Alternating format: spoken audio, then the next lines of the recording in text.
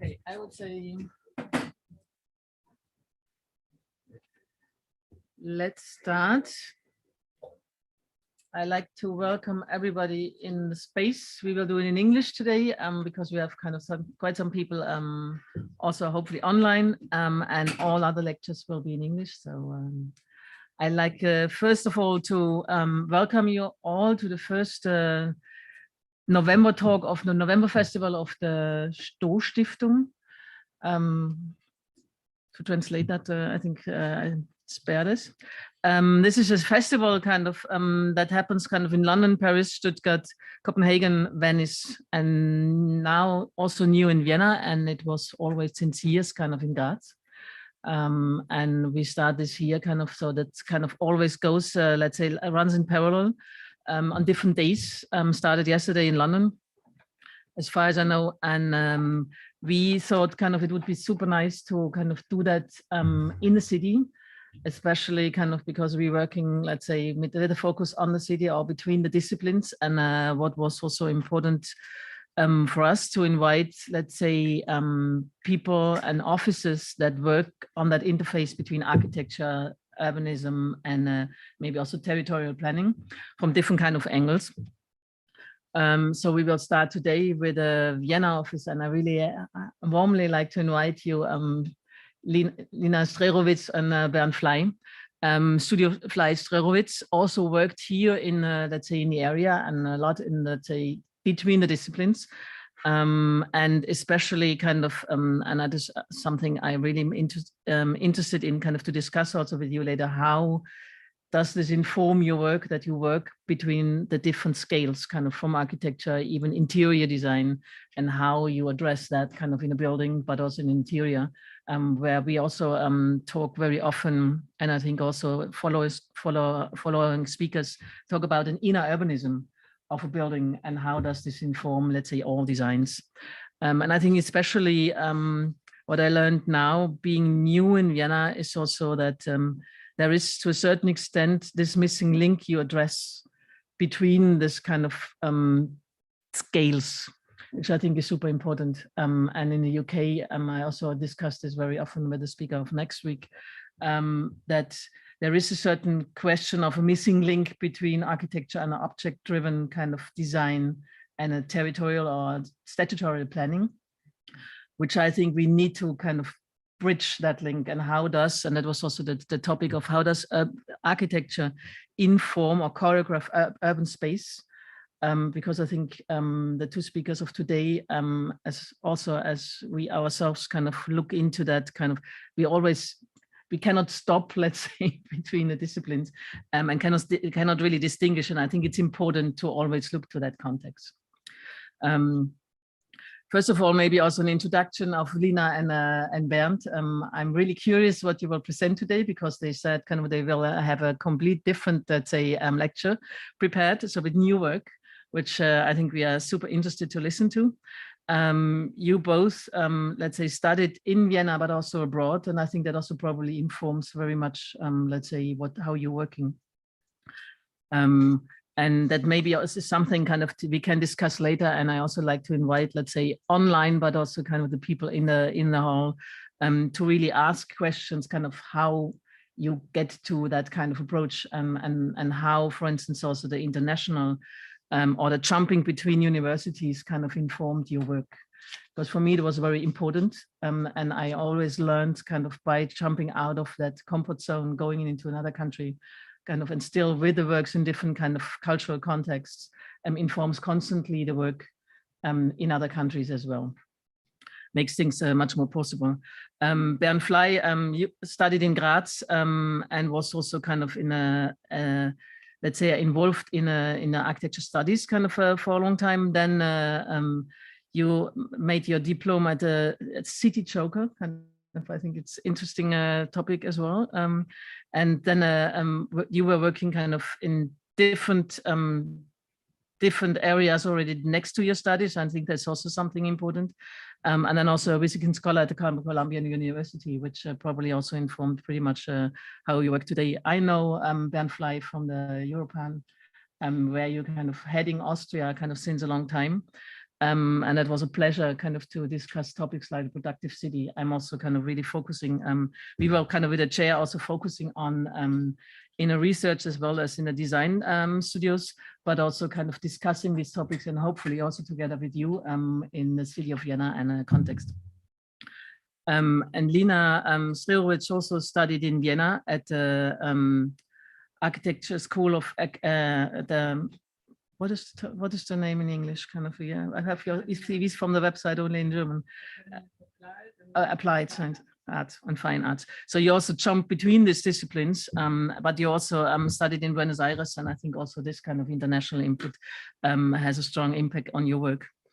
So we are really curious kind of to listen to the works kind of, and I'm also kind of very interested or in a topic inside, outside in tracing complicities, not complexities, but complicities in architecture and urban design, and open the stage for both of you and curious kind of what you will present. Thank you.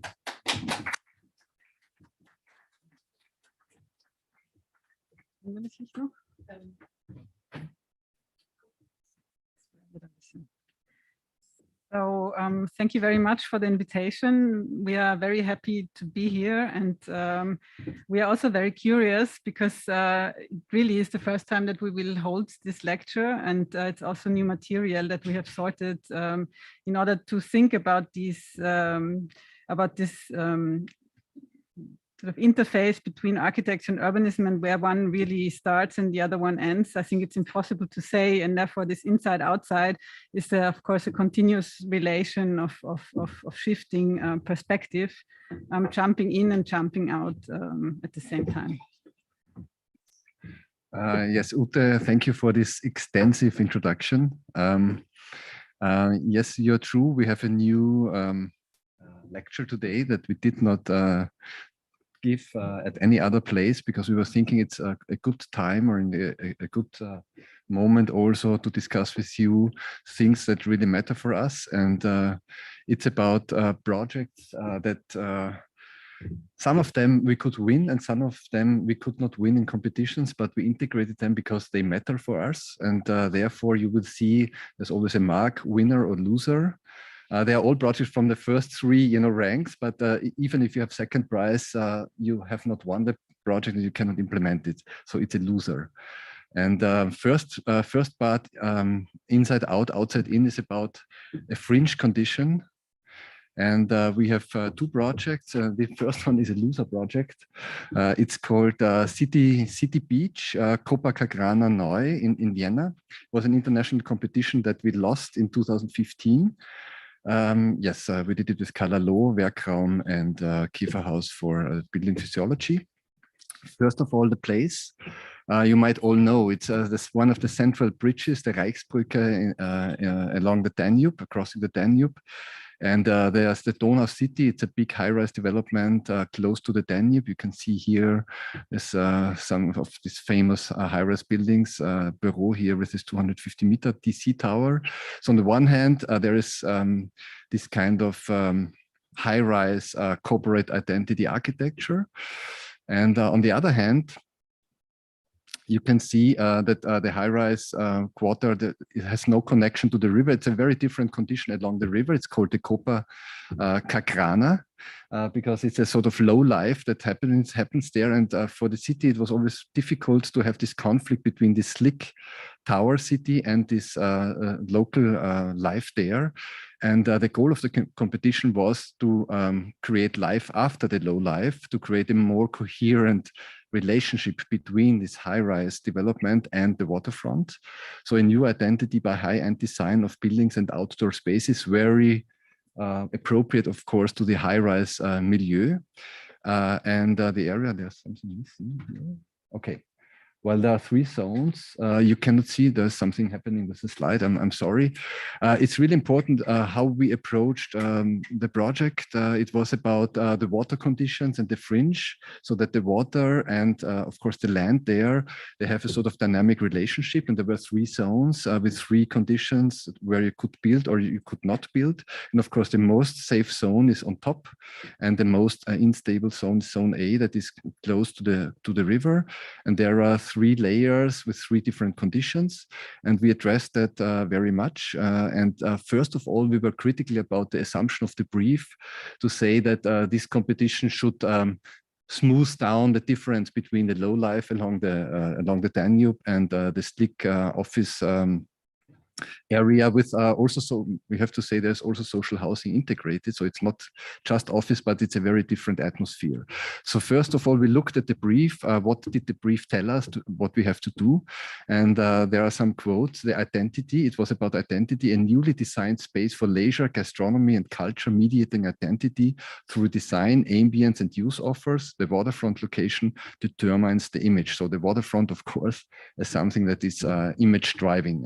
And the other one was so in German Bewegungskonzept, the concept for movement.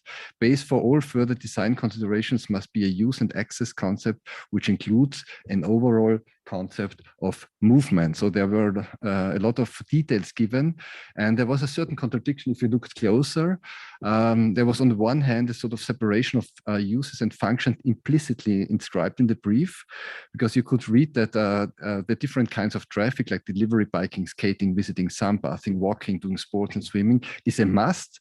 To separate that in order to avoid use conflicts. On the other hand, free spaces and green spaces, the whole area shall be designed as free and green space with urban character, providing a specific identity and thematizing a manifold relation with the water. And if you look closer, what is this manifold relation to the water? It was quite familiar, let's say. So you know all these waterfront sceneries, you have something green, you have a walkway, you have some boats there, you have umbrellas, you have restaurants, and okay, there's something not really working. Yeah, maybe in the some images got lost in the copy process. Yes, it's a pity. We'll have to improvise. We have to improvise, but maybe it makes it easier because it's a little shorter. First prize was Vlay Architects. They fulfilled somehow also this challenge of smoothing down the difference between the backward development of the high-rise buildings and the waterfront, which was a convincing topic. Of course, they maybe in the perfect way they addressed what was the concern of the brief. And we, on the other hand, what we try to do is first of all to zoom out, to see the territorial relation, where is the site located. And the Danube is a river that runs from Germany to the Black Sea.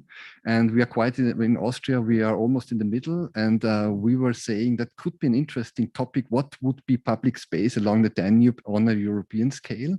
And how could we relate to the European scale or to the question of public space as a discourse? And we looked then closer, we zoomed into the city. And so we analyzed the location in the city with this central bridge. You saw the bridge before that really goes to the center and out to this Donau Center area. You can see between the Stephansdom and the Donauzentrum. So this is a very central axis with a subway, very perfectly linked by public transport. And that inspired us to say that could be a new opportunity to create a public space of a difference that really could become a contemporary public space. So we said, okay, we created a fictional newspaper, a projective a report from the future that already happened. So it was called Copa Times, and the slogan was the beach should arrive at the city, or the city should arrive at the beach, Stadt an den Strand. And in this storytelling, we said we looked also for the culture of beaches and how the culture of public space along the beaches changed. And we said a crossover between the realm of the beach as a leisure space and its behaviors there. How do you behave on the beach? And the city as a public space, super connected by a highway. This hybridization between these two topics of publicness could create a new sort of public space that is very contemporary. And if you look how people in former times use the beach, you can see like here in 1942 that the people were very much dressed up. So this is a sort of a surreal encounter of something of a public life that is not so free like in the tourism, but has a certain urban let's say behavior. And you can see it also in Brighton. This was a different role of the waterfront in the city as a public space. And we said that could be interesting. And in this Lissabon, the Ribera del Naus, is an exciting sort of coexistence between public space that is urban and the waterfront. And we said that could create for us a performative poetry, the urban beach as a field of opportunities. And that could be a unique chance for Vienna to re-establish or redefine for their own, interests, a public space that is different. And you see Superstudio just as this Möglichkeitsfeld, field of opportunities. And they wanted to have 6,000 square meters of buildings. And we suggested it doesn't make any sense to put buildings there. Instead, we should leave the whole beach empty and create an interface along the highway that runs in parallel behind the beach. Is quite complex situation there behind the waterfront. There is a highway that is buried underneath the Donauplatte. And we said, okay, we have to free off the beach and create a sort of line that is a fringe, like you can see here in this diagram.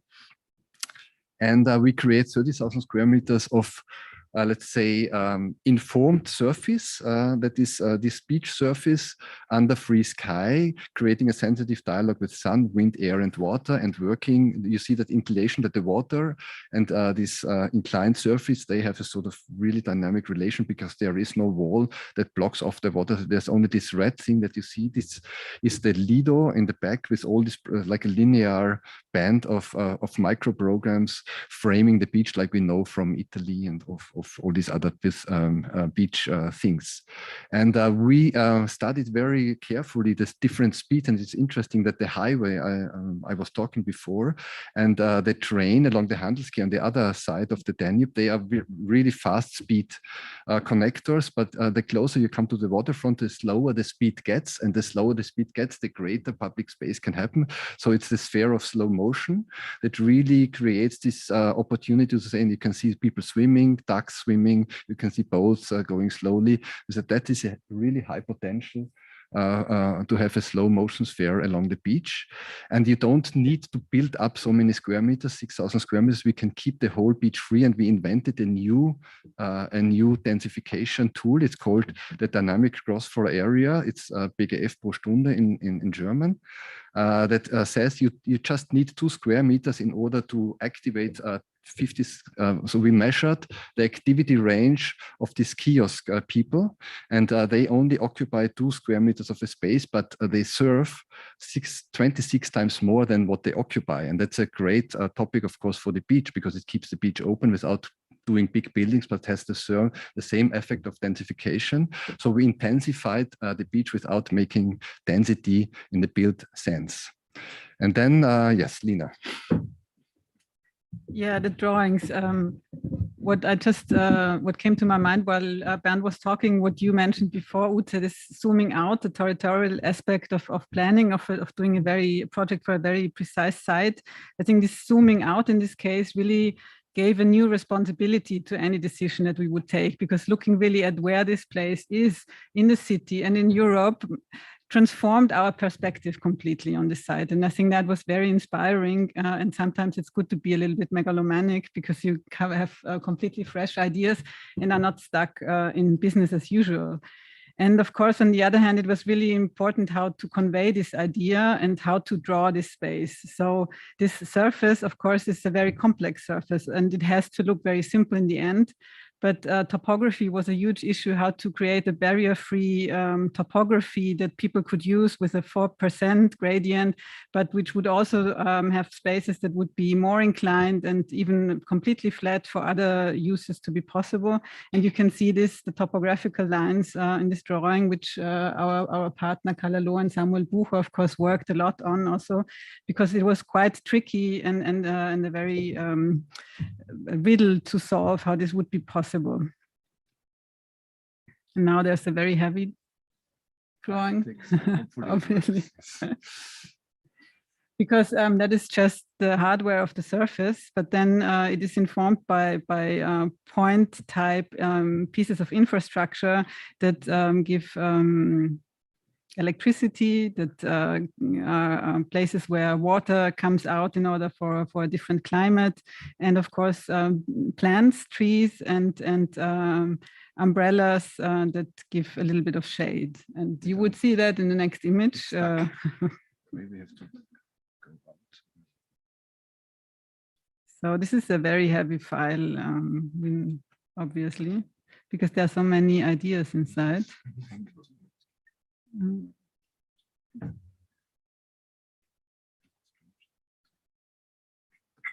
Yeah, but it's open in Vorschau. Perhaps if we can.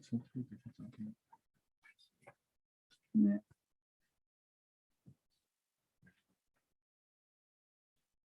This is not our computer, so.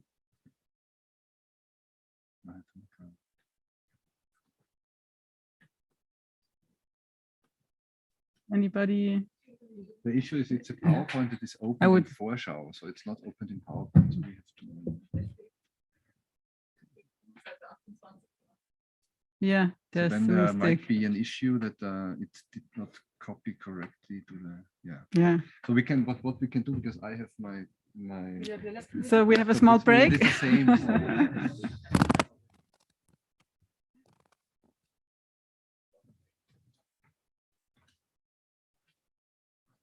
was something else that I was thinking. Talking again about this dynamic BGF, dynamic gross floor area. Obviously, the city wanted to construct buildings in order to finance the whole project. So it was a very easy calculation, very simple. We have to sell out space in order to do this public space, classical public-private partnership. And we really tried to invert that logic and say, you don't perhaps need someone who buys the space, but you need someone who organizes the space. Because if you think of the dynamic BGF, of course, you need someone who curates the space, who gives out the licenses.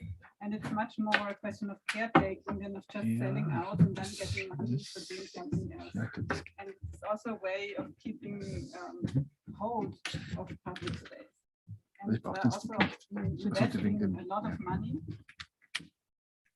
Because of course it was an expensive project, but thinking about the responsibility that a space like that has, we really thought this, I mean, this could really be one in a lifetime chance. And Vienna always has this discussion about Wien an die Donau, which we translated as Stadt an den Strand. So it's a very literal reference to that old desire to bring Vienna to the Danube, which historically it has never been at the Danube, because that was always the flooding area and was very difficult to reach the Danube. And there are a lot of things that sort of involved, that influenced our design decisions. And I'm trying to fill up the time with all the things. But it's Yes, now it's taking one minute and I think, But I think it's super interesting in that sense to because you zoomed out, you know, really strongly. Where is this place? I think that's also something kind of that interests me, kind of really looking to Vienna as a city, you know, to really look to that river that is informing strongly as backbone, the concentric, let's say, body of the city, but it's a there's really this kind of, you know, this hangover to that kind of what is happening on the other side, and kind of where are the potentials it might be, you know, for the city as a whole to develop. Because if I'm hearing and listening to questions about there's no space anymore in the city boundaries, I strongly doubt that. Just kind of drove. Let's say for our workshop 2 times kind of to the Donaustadt kind of last week, Thursday and Friday. There's a lot of space, you know. It's a question of how to use the space. And this, of course, would have been the meeting point for Donaustadt, Floridsdorf, for Trans-Danubian and Cis-Danubian. And this was also the idea that perhaps this is the gesture that is needed in order to really create a new centrality. And after we did the project, we couldn't believe that no one had thought about it in that way before, actually. Because we really have this shift of perspective. Yeah, it's just we have to see, because we don't see anything on the computers, but we can also make the. Das schon, aber wir sehen da nichts. Okay. Wir haben da jetzt nichts. Also da müssen wir immer so hinschauen. We do it like that. Yeah. Okay, we do it like that. Beim Monitor, dass das spiegelt, das Display. Jetzt ist da. Jetzt ist da, perfekt. Yeah, okay, then. So we're back on track. So you can see what you did not see before. But, Now the drawings. Thank you, Lina. Now this one. This is the next. So I was with the drawings, and here you can see a zoom in where you see the topographical lines, which are really very finely drawn, not in meters, of course, but I think in 20 centimeters, because that was the level of detail that was important to get the huge scale of all of Europe to the Schwarzen, to the Black Sea, to really look at 20 centimeters and how that works together. We found that very interesting. And then you can see how this space is populated by objects, very single objects that never create a barrier, are always open, are always filters and invitations for certain kinds of actions. You see the trees, you see Hochwasser, you see some water infrastructures that bring in fresh air and fog. And then you see a very dynamic border of the river, which changes with the water. So one of the most important things, of course, was that this would be visible, the height of the water, so that the space would really change over the year, and you would realize that the Danube, that this part of the Danube, which is not actually the Danube itself, but a water that had been created to take up the high water, how this changes, and that this is part of an infrastructure, and it's like an echo of the real Danube. And here you see more of these different layers for light and energy, for water, and then for shadow, which would really introduce these clouds of infrastructure rather than barriers and lines and volumes. And the Lido, which is the backdrop to all of this, it really was this idea that you saw in Brighton before, that we would create this very strong background, which would be very lively in a small scale and would bring in a variety of functions of gastronomy, rental bikes, all the things that you really need in order to use the whole of this area, not just the space immediately in front of it. And this is one of the big ramps that leads down from the upper level of Donau City, which then was extended and had this balcony onto this space. So instead of creating topography and ramps and everything, we really reinforced this barrier and therefore brought these two levels very close to each other. And we had a lot of fun drawing all of this. So it was one of the most joyful competitions that we can think of. Because all these ideas and imagination of that space went into it. And on the one hand, we developed this tile structure that is very, very precisely designed, because it, of course, is a prefabricated structure that is repetitive and it can be organized in different ways in order to take up the topography and also create this carpet-like very continuous structure and still be decorative. So this is the tile structure and all the different versions that can be arranged. And then, of course, we zoomed in. Here you see the inclination, you see the steeper areas, and in blue is everything that is 5% and that is really barrier-free and accessible, without needing any railings. That's why it was so important, the scale of the 20 centimeters, because after 6% you need the railing, and then all of a sudden everything is a barrier anymore. So to be really, really very precise about that was something important. And here now you get a little bit of an idea of how we thought or how we imagined that space and the things that could happen, and the productive surreality also of having this huge surface and all the different things that could happen there. And this is the rendering, which also had to be included, because it was, of course, something that had to be sold. It was the brief. They wanted to sell something, and we made these renderings to show our surface. And here you can see the Lido in the back. But I think our heart is much more with the other image, because, and you will see that in the whole lecture and in other projects, that drawing something in a more imaginative way also creates more imagination and gives not a fixed image of something that is already done. At least we tried to do the rendering. We did it with a Spanish office, because they have more relation to the sea and to the water. And you see here the winter image of the whole thing. Yes, this is another loser. So we start with the losers. lifting the curtain. It was a recent competition about the Gürtelbögen, because there is the village in Britain, the village in the 3rd district is a new development of the city of Vienna, and we were invited to do the planning for the fringe along a very heavy road. It's the Gürtel, it's the belt road of the city.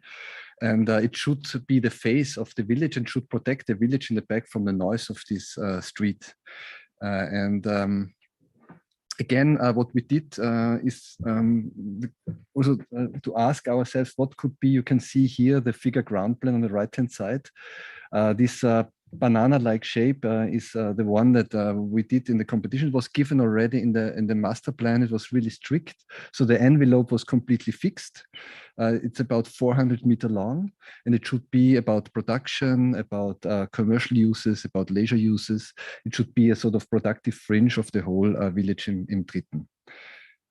And first we said it could be interesting not to do something that you might expect. And we studied a lot about wooden constructions at the time. And we decided then to do something out of wood along this fringe, because we said it could be an interesting tension between the belt, the dirty belt, and a wooden building that is 400 meters long and creates this face of this village in the 3rd. And you can see here this very specific location. For us, it was a stepping stone between Neumarkt, which is an area that at the time still was believed to become a productive area. Now there's the big Stadthalle there, so it will change a lot, but still there's a lot of research and production. And the Arsenal, which is also a district where you have research facilities, you have university facilities. So it was an interesting stepping stone, and that was also to go out of the scale of the competition to look what could be the role of the site within the development of the city.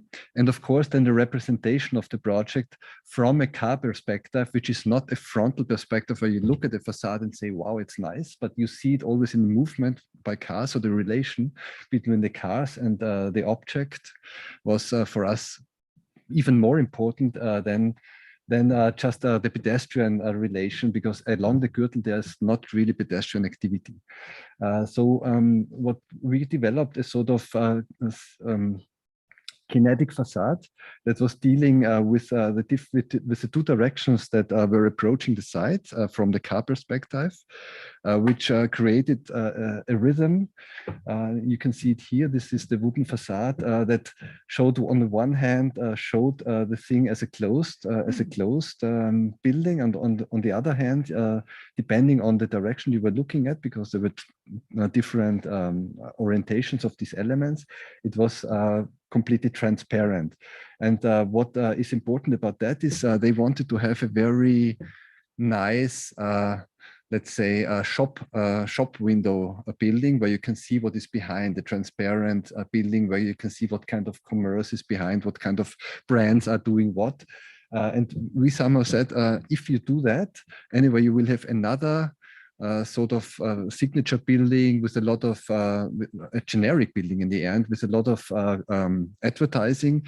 But in the end, we said it's more interesting that the building itself becomes a special object that becomes a signature, and the content of the building is more a sort of collective maneuver of programming it, and the people will go there because not they see Coca-Cola sign there, but they see a nice building. And we also, of course, were very much concerned about what you see. And it was, again, like the cars from the other side, when you looked from the inside out, here you can see, there would be our building. Here would be developed now this new village of the 3rd district, that you can look then through this diagonal elements. You can look through the public spaces that are around. Here's the Schweizer Garten, and here from the Arsenal some historic buildings. So it's also interesting not to have this orthogonal view across the street, but much more this diagonal views that was important for us. And on the back side, it was more this opening up to the neighborhood with a lot of options for there you had that what they wanted along the street, we gave it to the neighborhood. And along the street, this was more this abstract configuration. And also what was interesting on the left-hand side was the city, on the right-hand side, the highway. And we then said, okay, that could be an interesting magnetism of program. If you talk about production, of course, you have a lot of weight for logistics. So we said, okay, in the ground floors, there could be more weight than on the upper floors where there can be light uses.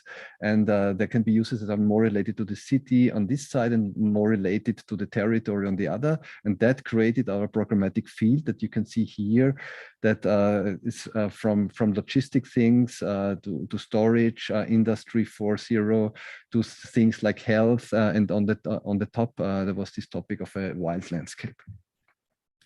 Yes, and then we said the inner structure should also react to the site itself and its potentials. So we said it could be interesting because it's 400 meters long if we create a sort of programmatic gradient, so that we have 6-meter high rooms in the middle that have a lot of space, but maybe less intensity. And we create along the edges of the building, we create more intensity and less volume. So these are spaces that are of less height, so that you can create here a programmatic hub at the interfaces, and at the belly of the building there should be more space but less intensity. And now we are back to the big scale, and the interesting part of the brief was that prefabrication was a must. So one of the questions that the brief put was how to construct this building as soon as possible, because it is this building that makes it possible for all of the village to be constructed, because they want to construct housing in the back. So the commercial structure is actually a sound barrier, which makes all of the land behind it usable.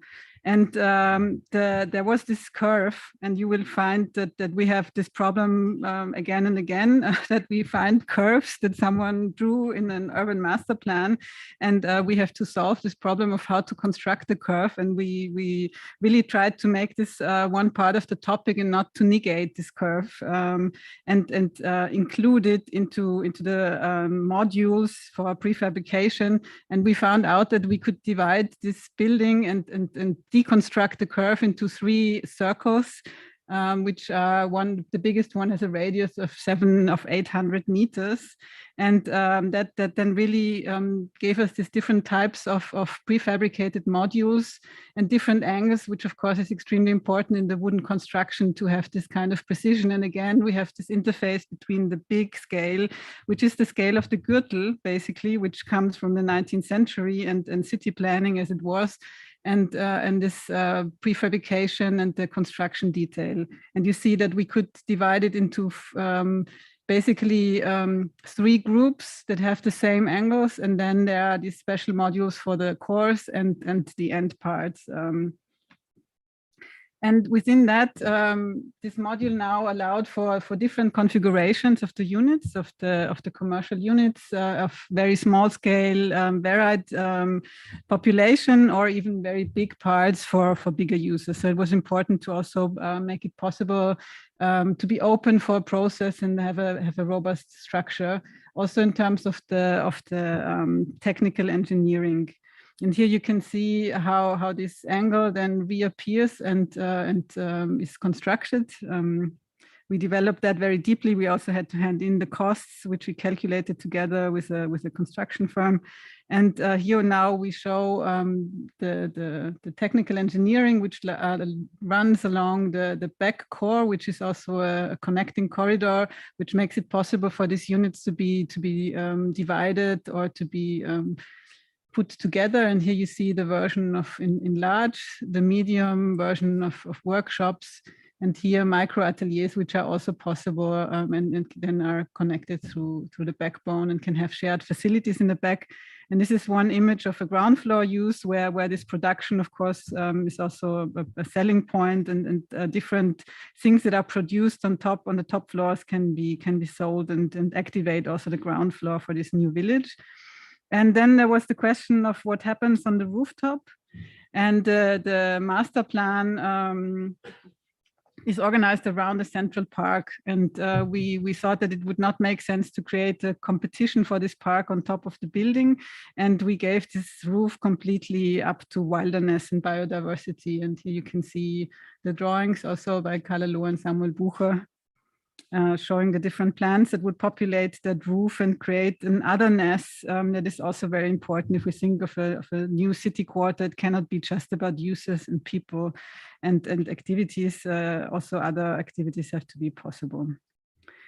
And an important topic that we brought over from other buildings we have designed is how to include a process that goes beyond the hardware, which we of course have to think out in detail, how we can populate these spaces, how we can organize them, and how the software and the orgware of these buildings also work in a long-term perspective, how to find the right users, how to create synergies between them, how to create an identity, and how to find the right users for this building. Because for us, it was very important to say that this is a very special building. It is constructed in wood. This is extremely sustainable, and it is a building that you want to be part of. And that is the main selling point. The selling point is not just the surface or the position on the Gürtel, but the identity of the building. And that was something that we want really to convey also through this very, very specific facade that allows for views to go into the building, but not in a very frontal sense, and does not offer a classic showroom. And you can see it here, that is a very, it's a signature building in itself. And that would be the idea, that you would want to be part of that and would participate also in this, which, as if you're only a small business, it makes it even better for you that you have this new address. And that's why we lost this competition, because in the end, the model of the big showroom and the huge transparency won.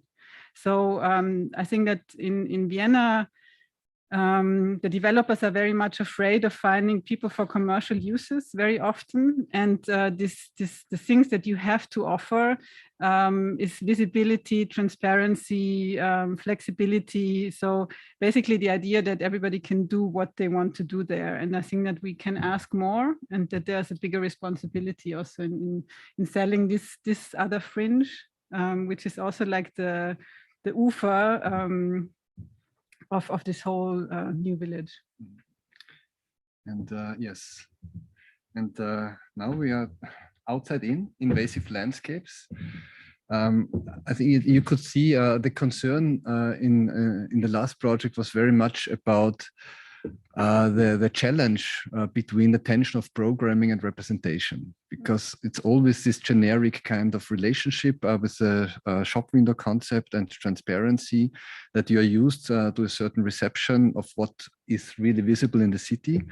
And we are still now, we are convinced that a concept like that questions how we perceive things, and even studies then the performance of the car. You know, when you're driving a car, you have a totally different vision of space and angles of visibility, and we always draw elevations from, you know, the front, and we were really trying to get a distance from that and to redefine the interface.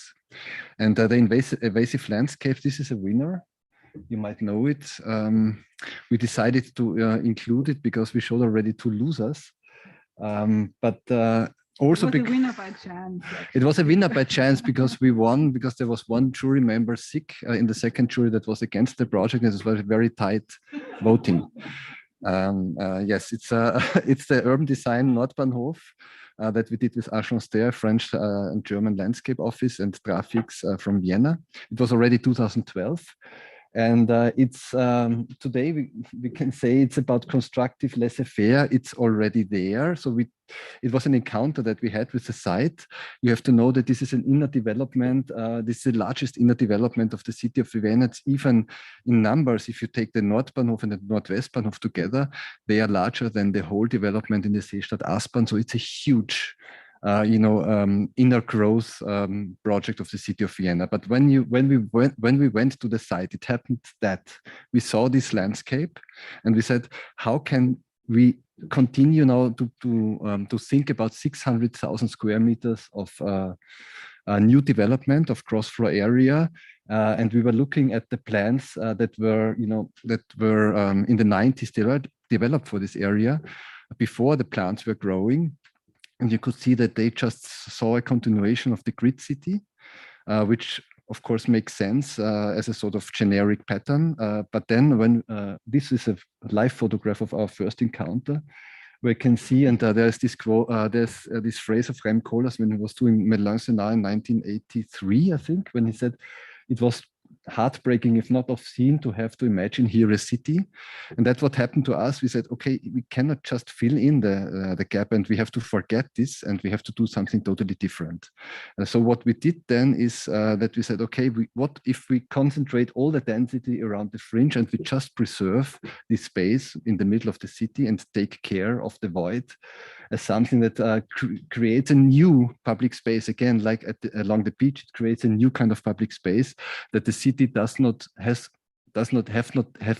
have not seen before, and can then encounter in a new way, seeing how a landscape can invade the city as a new kind of public space. So of course, the fringe was not that massive like in the diagram you saw before. So it was a very intense development that we did to create a sort of porous fringe, the vielseitige Rand in German, a differentiated frame. And you can see on the model that we took a lot of care about the differentiation of the landscape. We did already different textures here in the model, and we showed the buildings just very simple. Even if this was a 1 to 500 scale, it was this one still, and then we did another scale. Lina will talk about that. For us, of course, this open center was the most important thing. So we turned our focus upside down and said it's more interesting for us in this project to take care of what is not built, of the unbuilt, and to create a new interface between the built and the unbuilt, because it meant, of course, that we had to hyper compress density along the fringe and create a new relationship between the built and the not built. Also, we said, again, the larger scale, there is a lot of large free spaces in the 2nd district and in the 20th district. It's important to create an archipelago of open spaces and to be aware that this is one of the good things that happen there in the city. And now on the question of resources, which is actually quite important today, it was also that was the reason why we could win with this crazy idea, because we then calculated that we save 85% of infrastructural investment in the project. They only had to build 15% for road space, because we didn't need any space for the free space, accessibility. So this is a lot of millions of euro, and so that you can save, and also you can save sealing the ground. So we kept the whole center unsealed. This was the one thing, and as you can see here, in comparison, we created the double amount of free space compared to a classic perimeter block development that was suggested by the city. So we had a sort of really a good balance in the investment of resources in this project. Of course, the city was super worried. How can they afford such a big public space? It's too expensive. So we told them, we made diagrams where we said, okay, it's just a question of maintenance. What is the space about? And you can make very cheap maintained public space, and you can make very expensive ones. And if the wilder the space becomes, the cheaper is its maintenance. And that saved, in the end, the city said, okay, it's a good idea to do that, but it took 4 years until the city said, okay, we can see that there is an advantage in low maintenance public space. Yes, here you can see it's in this about the scale of the project. It's a rough montage, of course, but we wanted to do it here in order to show this difference between the large-scale densification and the wilderness that was already there, an as-found landscape. And it was the same. And here you can see high density, high porosity. We created a sort of framework that was quite flexible, of course, in order to allow then in the architectural implementation to, again, to find new ways of dealing with this topic, and not just to repeat our model that we had. It was just more a sort of diagrammatic model, of course. And yeah, there's no way out. The good thing was that if you look at the section diagram here, you could not do normal typologies with it. It's a must that in this urban design, typological intelligence has to be done in order to create high quality space for living and working. So the urban design itself forced the architectural intelligence to do its best. Now I think it's for Lina. Yeah, and of course, winning is not all it takes. So we won, but there was a lot of skepticism, and there was also this feeling that we had crossed the line that was not ours to cross by making this huge landscape in the middle that no one really wanted. So it was a little bit like the hot potato that went jumping around from one to the other, and no one really wanted to catch it. And that was a very interesting process of the 4 years that Bernd has mentioned, which we also used to manipulate and to find languages to communicate this idea. So there was a citizen participation process on the one hand, but there were I don't know how many 100 meetings with different parts of the city government and the city administration, where we had to show again and again what was the basic idea. And we also went back to building models of this space. And what was interesting is that we really did not want to talk too much about the buildings, because the buildings would find their forms in the end, and architects would plan these buildings, of course, in organized processes and in a very close of coordination because of this high density. But the most important thing was this the character of the space in the middle. And what we did is that we really went to the site and collected plans and elements that we found in the site and included that in the model. So the Schneckenhaus that you can see here and this spark pieces that are really objets trouvés that we brought back from the Freie Mitte itself, because the Freie Mitte already exists. And that was something that we also wanted to show, that this space is already there. It is used by the neighborhood, and a lot of people are deeply in love with it. And actually we were, I think, one of the few, if not the only project in Vienna with high-rise buildings that found complete acceptance in the neighborhood, because everybody could see that we would protect the central space that is very much beloved and used by a lot of people that live there. And these images were in the end included in the official brochure about this master plan. So there were no renderings. These were the perspectives that we could give. And this is something that happened through the time, because we built these models, there were these images, we put them in the brochures, and some in the end, suddenly they ended up in this public, in this official publication. And the other element that accompanied us from the beginning of the competition was this exonometric drawing, which changed over the years, and we've been adapting it. And it's very interesting to see what happens if the buildings change, that it's such a robust and strong concept that the main part, the red part, is still basically the same. And the other important thing is what happens if you zoom in. So there's a small reference also to the Parc de la Villette. This is the cowboy of the Parc de la Villette project, but also a lot of other things to draw in a suggestive way that does not give a fixed image, but shows possibilities and opens up a space for imagination, for projections of your own desires. That was something that was very important for us, also not to lose sight of what we want to do during all these meetings that we had. And then something else happened, research happened. We were invited to participate in the project Mission Possible, which deals with mixed use and the challenges one faces when trying to bring in mixed use in urban developments. And as a laboratory, one of the old warehouses was activated on Nordbahnhof in this research implementation project Mission Nordbahnhof, which we did together with the Technical University and a lot of other partners. And just trying to imagine, if we now think again, we go back to this outer fringe, which is basically made up of housing, because every urban development in Vienna is basically made up of housing. We saw that the commercial use was only put in place in order to protect the housing. And here there seemed to be very little necessity to do that. And we tried to create this breeding ground for commercial uses in the center, exactly in the Freie Mitte.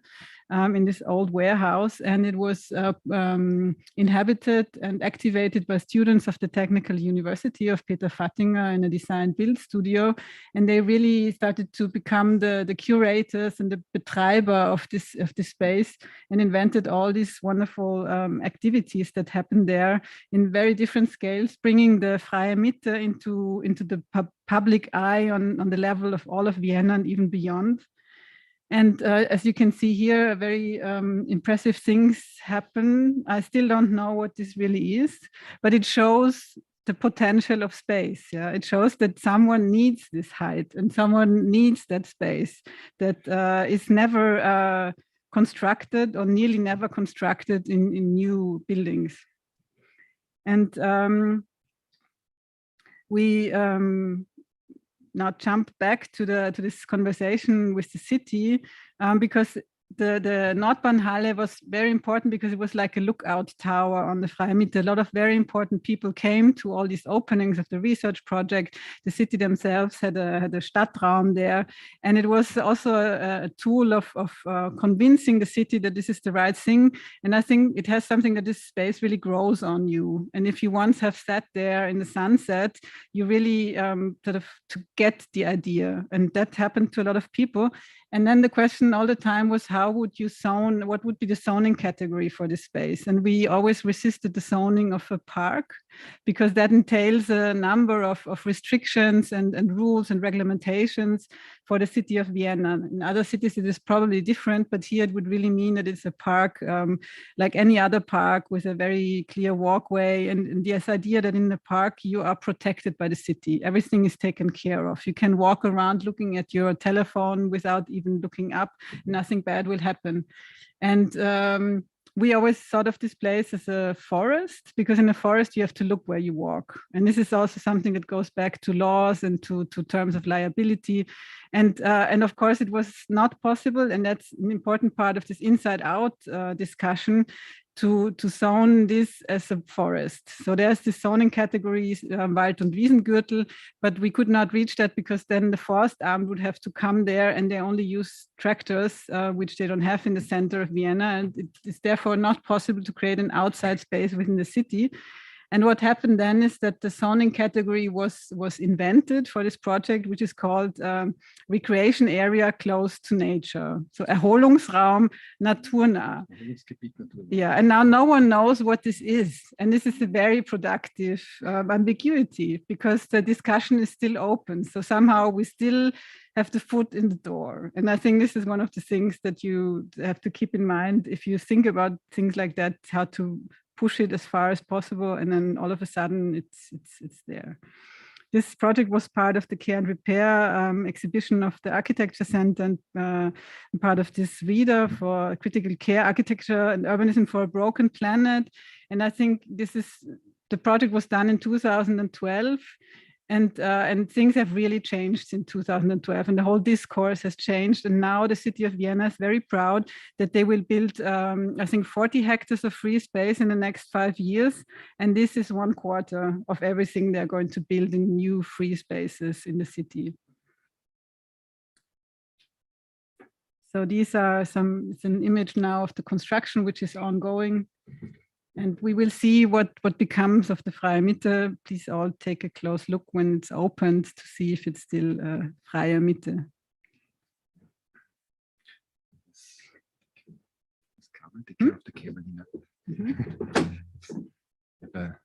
Okay, now the next one is a loser again. It's a project that we did with a Spanish colleague, Gutierrez de la Fuente architects, and Gamma and Gea were mobility planners and environmentalists. And it was a recent competition that we tightly lost. It's called Ecorredores, and it's interesting. The city of Barcelona, they have a much wide range of urban consciousness of development. They look about territorial contexts, and they did a competition about all the highway nodes that surround the city, with the ambition to change them, to transform them on a longer future into new kind of spaces that are part of the city, or could be public spaces that was open to the Yeah, competition. This is the Barcelona you know. Probably, yeah. And we are here Yeah. and there's this huge mountain Yes, range. the sea is on But down. there's a lot of space that is connected intensively to Barcelona. Yeah, so Barcelona is just the small thing down there, and you can see the big highway node there, and we zoom in now here. You can see that there are 4 villages. You can see 1, 2, 3, 4, and this highway node separates them completely. And there are also rivers, if you look closer, but we will talk about that. That creates some eco corridors in the system, but basically it's a totally separated area. And the topic was how to create here a new development that could also unify the separated cities in a way. And it's also interesting, if you look at the topologies that are inside this node, they are all XL topologies because they are related to territorial networks. It's about logistics, it's about factories, it's about things that don't fit into the city, but they are super connected to territorial networks. They don't have nothing to do with the local place. They are connected, and that's where they are chunkies. We call them highway chunkies. And these highway chunkies are territorial veils. And we said, okay, we will not create what would might have been wanted. That's why we lost, maybe also, but we lost tightly.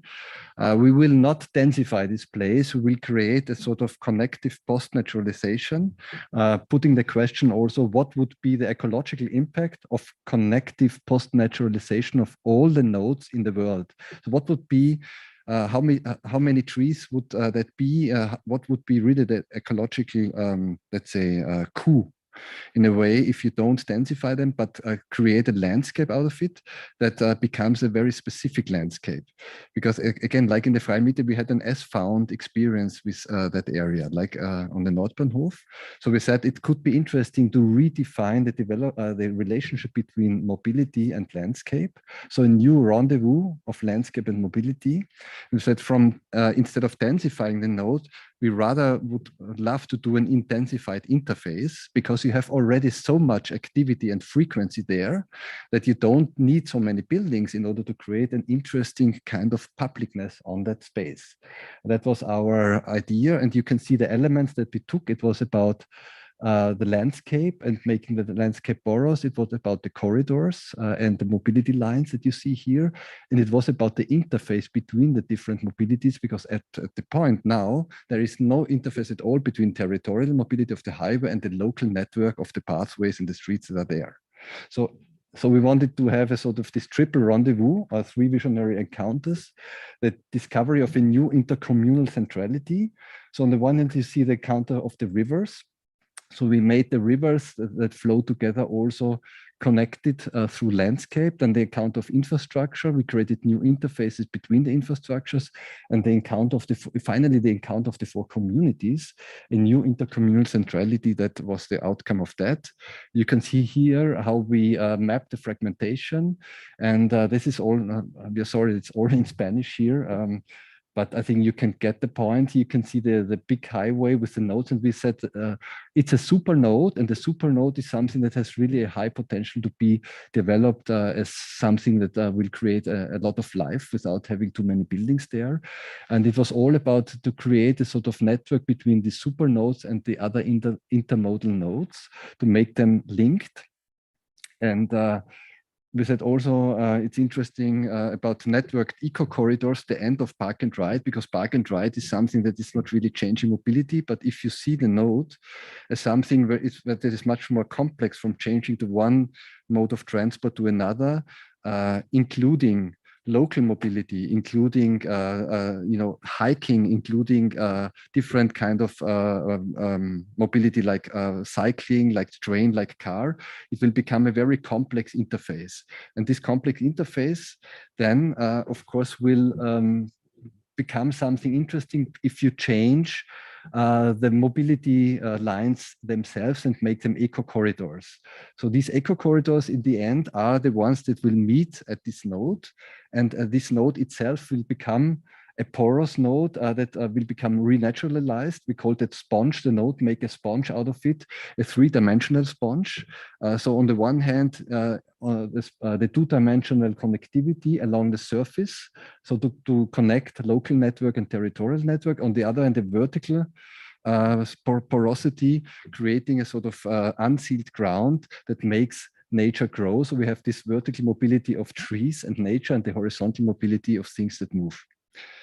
And that creates, in the end, you can see here from that fragmented dead-end area, a totally interconnected circle.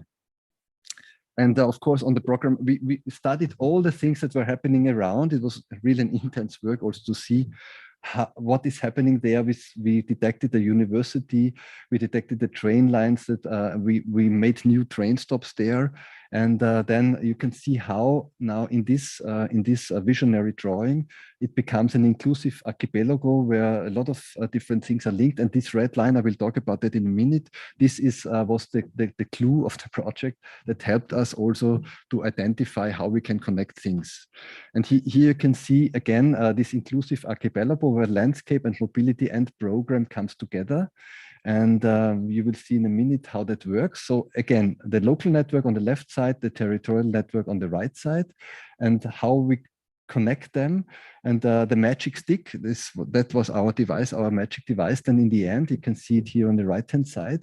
And what you don't see so clearly, but what was interesting, we really made a sort of close reading of the topography of the area. And there were a lot of hills in between these loops and spaghettis of the roads. And it was almost impossible to connect all these things. And the most easiest shortcut to do that is just to create a sort of very long bridge, a slim bridge that goes just across like a shortcut, like a big shortcutter, and connects all these things by vertical interfaces that in the end makes everything connected also on a local level. You will see that then.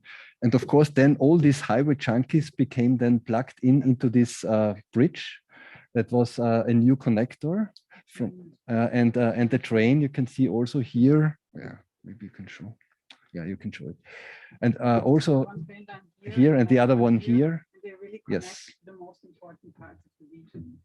But it's very difficult to get there. So. And now just, of course, what we then did, what is really important also for us, because this is a low-cost area. And if you upgrade, that's why we did not want to densify it, because we said as soon as we densify it, the real estate prices will go up. So we said affordable infrastructure was this lightweight bridge from real estate to resilient state. We said it's better to keep the whole maintenance and prices low in that landscape and to create a resilient real estate policy by making low threshold productive spaces there, keeping the productivity there, but linking it to the outside things that you saw in the archipelago. That should be really a protected area where the prices should not go up and where real estate speculation should not happen. And you see just now a switch through the catalog of these buildings where you can see this interface between the train. Then you see here the magic stick as a diagram here, but you will see then in a minute how it works. Yes, this one. Then this was the whale. This was a sort of cluster of micro activities, including co-working, including production, including research. Then the Varita Center was, there was a huge shopping mall. We unsealed the whole parking places, made parking garages, and then created also production on the roof of the shopping mall.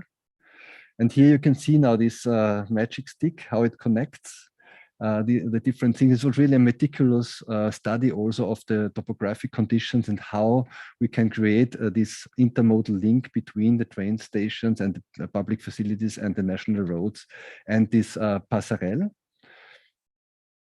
And then, of course, what's also este fue el momento en el que ganamos el futuro. This is the moment when we were winning the future. It was where the four mayors of the cities, they were cutting the belt of the bridge as the starting point of a new era of mobility that suddenly changes everything, because immediately with the opening of the bridge, the territorial network becomes part of the local network. So it was a complete radical conversion of the logics of the mobility system. This is just one page that we, again, this fake newspaper from the future that we did here. Yes, everyday life in 2030. Lina, you can report now from the future. Yeah, I think one of the common threads throughout this project is that we think about how we have to reconstruct the world in a way, and this Umbau, I think, is one of the big tasks, and it's important to notice that very often everybody talks about it, but when it is offered, it's the business as usual takes over, which is one of the reasons why perhaps it's really sad to lose, although the work was a lot of fun. No?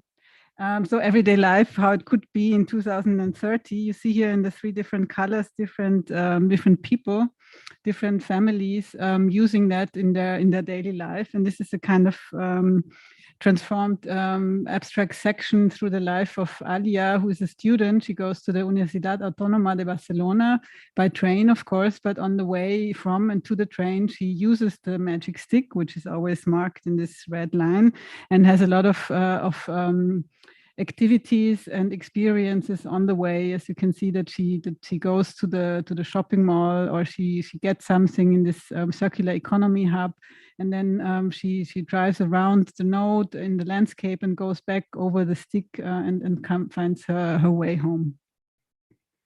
And this is another part. It's Karl, who takes the Varita to go to work, and then works at his goes to the park and can come back again. And so different people can activate different parts. So it's not always the whole stick that you use, but one part which really connects extremely important points and parts of your life, and all of a sudden creates a completely new circle in this whole area. And here, this is a little bit difficult to see, but it's a kind of axonometry of the structure, how it develops, and you can see this reinterpreted whales finding their new identities and given new energy through the magic stick. And of course, the whole context of this landscape that then is something like a freie Mitte, perhaps, but in a very different sense. So this nature becomes a new centrality for this whole area, a place where everything can come together and where new connections can be established. And I think that we are now in time. We have another parcel, so we are through 2/3 of the lecture. We could stop here, and we could also go on and show 2 more projects. No, it's 2. I have to ask it because I think it's pretty interesting, but you like to continue? Still? Okay, go on. Yeah. Okay, so Inside Out, Outside In, now in the full connection, Vertical Adventures. This is a project some of you might know, the Performative Prix Soleil. It was a winner in 2014, subsidized housing project together with Frank Müller-Söllinger Architektur, Carla Loh Landschaftsarchitektur, and planning participation of AKF. And we also won, we were granted Anerkennung in the EU Mies Award, so we were in the pre-selection with this project. And the issue here was that to take action instead of being just protective of housing again. So this again was a sound barrier that should shield housing from the outside world. And that was the main idea, the main selling point done by the developers, Florasdorf, Stadt trifft Dorf, so the city meets village, was the promise given in the marketing brochures. And when you went there, you really saw the natural side. There was no village and there was no city anywhere, actually. So there's a highway and there was a wilderness, a very green area on the other side. So on the ground, you had this perspective. And in the air, we then measured the noise. And that was very important to have this close look again at the real circumstances and not only looking from above, seeing that there's a highway, which is very noisy. And that's why you cannot live there, to have a look and to measure the sound and see at which height this really becomes a problem. Because when we walked around there, we really could not hear or feel the noise in the same way. So this measuring gave us the exact line where this noise started to affect the neighborhood. And we developed the whole project from this section, from this horizon of noise level on the one hand, and on the other side, of course, the view horizon and the possibility to have a panoramic view if you are further up. And from that point, we developed different housing types, different apartment types that sort of react always to this very specific situation, closer to the ground, in a not noisy area, higher up on the silent side, or higher up on the other side, needing protection. And around these different types of apartments, or within, there was this outside space again. So within this whole configuration of apartments, we introduced a landscape space, or a free space that cuts into the built volume and divided into smaller parcels, which all have their own logic. And what you can see here on the right-hand side is the garden shelf, which then is this tool to protect the housing from the bad outside world. And we took all these ideas that we found on a site, which was actually an allotment garden site, and to say all these uses that now are typical contents, typical elements of the garden, we can reintroduce them in this garden shelf, then should protect the housing. And of course, this was not so easy. It was quite a complex task. I try to be as short as possible.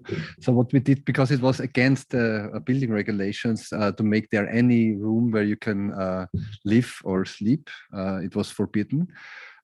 Because it said every room that is orientated to the highway is not allowed to be a room for staying, kein Aufenthaltsraum. So what we did then is we said we just built in front of all the openings, we built another wall. That was so we built outdoor patios, we can say. And these outdoor patios you can see here, these are these balconies that come out here. And so you didn't look at the highway, you looked at the wall. So there was another wall in between the highway and the room. So you could immediately make rooms there without being against it. Also, we were undermining the code, because there was in the building regulations, the zoning was about a 23-meter deep type. And how can you do a 23-meter deep type? Only one-sided. That's why we said, okay, we have to do it to the other side. And it's really because of this nice also relation to the highway, that it's not just an alien, it's also part of something that goes through the city. Why should everything be closed? And you can create a very delicate relation that is ambiguous, that can close also the private space off of that. So you have this sort of breathing limit you can see here. And then we built carefully the whole model, because it was really tricky. In order to get the planning commission, we had to convince the MA37, which is a quite strict administration. And in the end, you can see it here. What was happening is that through this parametric study of blocking off the windows from the highway, we created a sort of second building along, that was like a layer in between the core building and the highway, that became an entity in itself. And if you look at the built space, it's this concrete structure is something that is just a sort of parametric response to the building regulations, building codes. But on the other hand, of course, it created a sort of extroverted protection that was that at the same time created an excess of free space. It was a lot of free space, of course, now here available for all these people, because we could not just attach these things close to the wall. We had to create a lot of distance so that these spaces all work with the light. So we called it also the Trojan horse along the highway. And you can see it here with the different layering. You see this band. There is a big, we call it Anger space. That is a big common space in the fourth upper floor. And then you can see that how we reacted differently concerning or relating to the different types of the different flats. Here you can see this Anger, the Great Commons, the Anger space, and you can see the glass wall here. There's one layered glass that is because we are up now and we are exposed to the noise of the highway, that protects these spaces from the noise of the highway. So this is very much about this inside out. And then we did also, you can see it on the left-hand side, you see the built version. On the right-hand side, you see the 1:20 model that we did in order to study how these spaces can be appropriated and how they can be, how they work. We have interesting situations because we have a lot of duplex flats that have these double height situations that create nice lighting situations inside the flats also. So we can also say that this performative brise-soleil has its strong impact also to the interior organization of all the spaces. And yes, and then there was something happening when we were walking one day to the construction site and we were seeing this monstrous building. We said, okay, what is this, a housing project, or what is it? What is the character of this building? So we asked the photographer Gregor Seiler to make a series of photographies because we had much more the impression that it is beyond just a functionalist housing building, what we see there. So it happened something that got out of our hands as designers. It was something that we did not plan in the reception of the building. And we said, okay, we have to use that also to create another sort of representation and memory of that construction site state. And you can see one of these photographs here and another one here, where you have this almost entropic kind of a ruin that was not even, you know, not even inhabited yet. And that was especially interesting because for us, this space had, of course, this heterotopic quality for the people as an in-between space. But on the other hand, it had something that went beyond our imagination. And then we started to do something productive with our office. So we started to draw the space, the future of this space. Again, we dealt with the future. And we invited one collaborator of our office to make drawings. And you see here this interesting inversion. You have here this sort of earth and desert space with this empty brise-soleil, and here you have the climate changed Vienna, where you see the highway and the people looking for cool space underneath the highway, and you see the vertical farming towers there, and you see just desert, and our brise-soleil becomes an oasis within this desert space. So basically, we used the highway as an excuse to build something that could not be built and to offer this access of free space to the apartments, of course, in exchange for the location that they would have. But the question in these drawings is what happens if the highway is not the issue anymore? What does become of the structure? And we found it very interesting to think about different versions of the next 50 years. And we also, together with our collaborators, had this task of writing short stories that then populate this area. See what, if you take this as the core of perception, you start from this brise-soleil and you reimagine the world around it, how it will be in 50 years. And this drawing by Iben was basically the departure point for a number of short stories that were written then of what a building could mean in a world that will be completely different in 50 years. And if we would have more time, I would love to read this part of the short story. Just I read the last paragraph. So this is it, my friends, a story about a building, a concrete structure, which became a living organism and saved the world. So that's how far it goes. Now, if you don't mind, I would love to enjoy my morning coffee in the company of Bill, my dear buzzing friends, and of course, the brise-soleil. But that was one of the more optimistic endings of the story. There were some that were quite bleak also. Somehow this project relates to another one that we just lost 2 weeks ago. So the pain is very recent. The Kindelhof and the Kindelgarten, this is a place, this is a huge area in Berlin, in Neukölln, a brewery area of the Kindl Brauerei, which is being rebuilt by a very innovative foundation, the Edith Marion Stiftung and the Terra Libra Foundation, which are asking innovative organizations to build buildings on this site. And there's this one huge hall where the beer bottles were stored, which now is used as a cart track, and which should be taken away. And Waldorf school should be built on this site. So the task we were given is to make a feasibility study how this could work. And we, of course, again, as it always happens to us, we just fell in love with this space, and we did not want to build a school in this place. So we had to find a way around it, starting from this potential of emptiness that we saw, this openness of this huge space. And if you look at it in a section, you see there's again a topographic line of the upper level and the lower level, and everything that is in the middle is this conglomerate, a very intense structure of subterranean storage areas, which are now used as clubs and Proberäume. And on top, just this upper level is the Halle that was used for the storage of the beer. And we liberated the structure in the first step. We said we just take away the walls and the roof, and we keep the structure as a kind of large-scale pergola. We cut into the lower parts in order to connect what happens below to what happens on this plateau that we open, and we connect it through cores.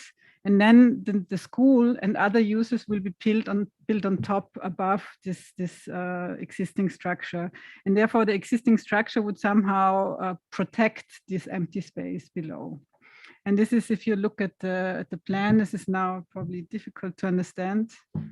So we are talking about this area here. And otherwise this would have been the only free space for the whole area, which is taking in all these buildings around it. And we wanted to really create a huge public space that connects all of these new functions and initiatives on this space. And so the uses on this plateau on the new ground floor would be very open uses that can be used by the whole neighborhood, which are not only for the school, and everything that is school and rentable space that had to be rented out in order to finance the project, everything is lifted above.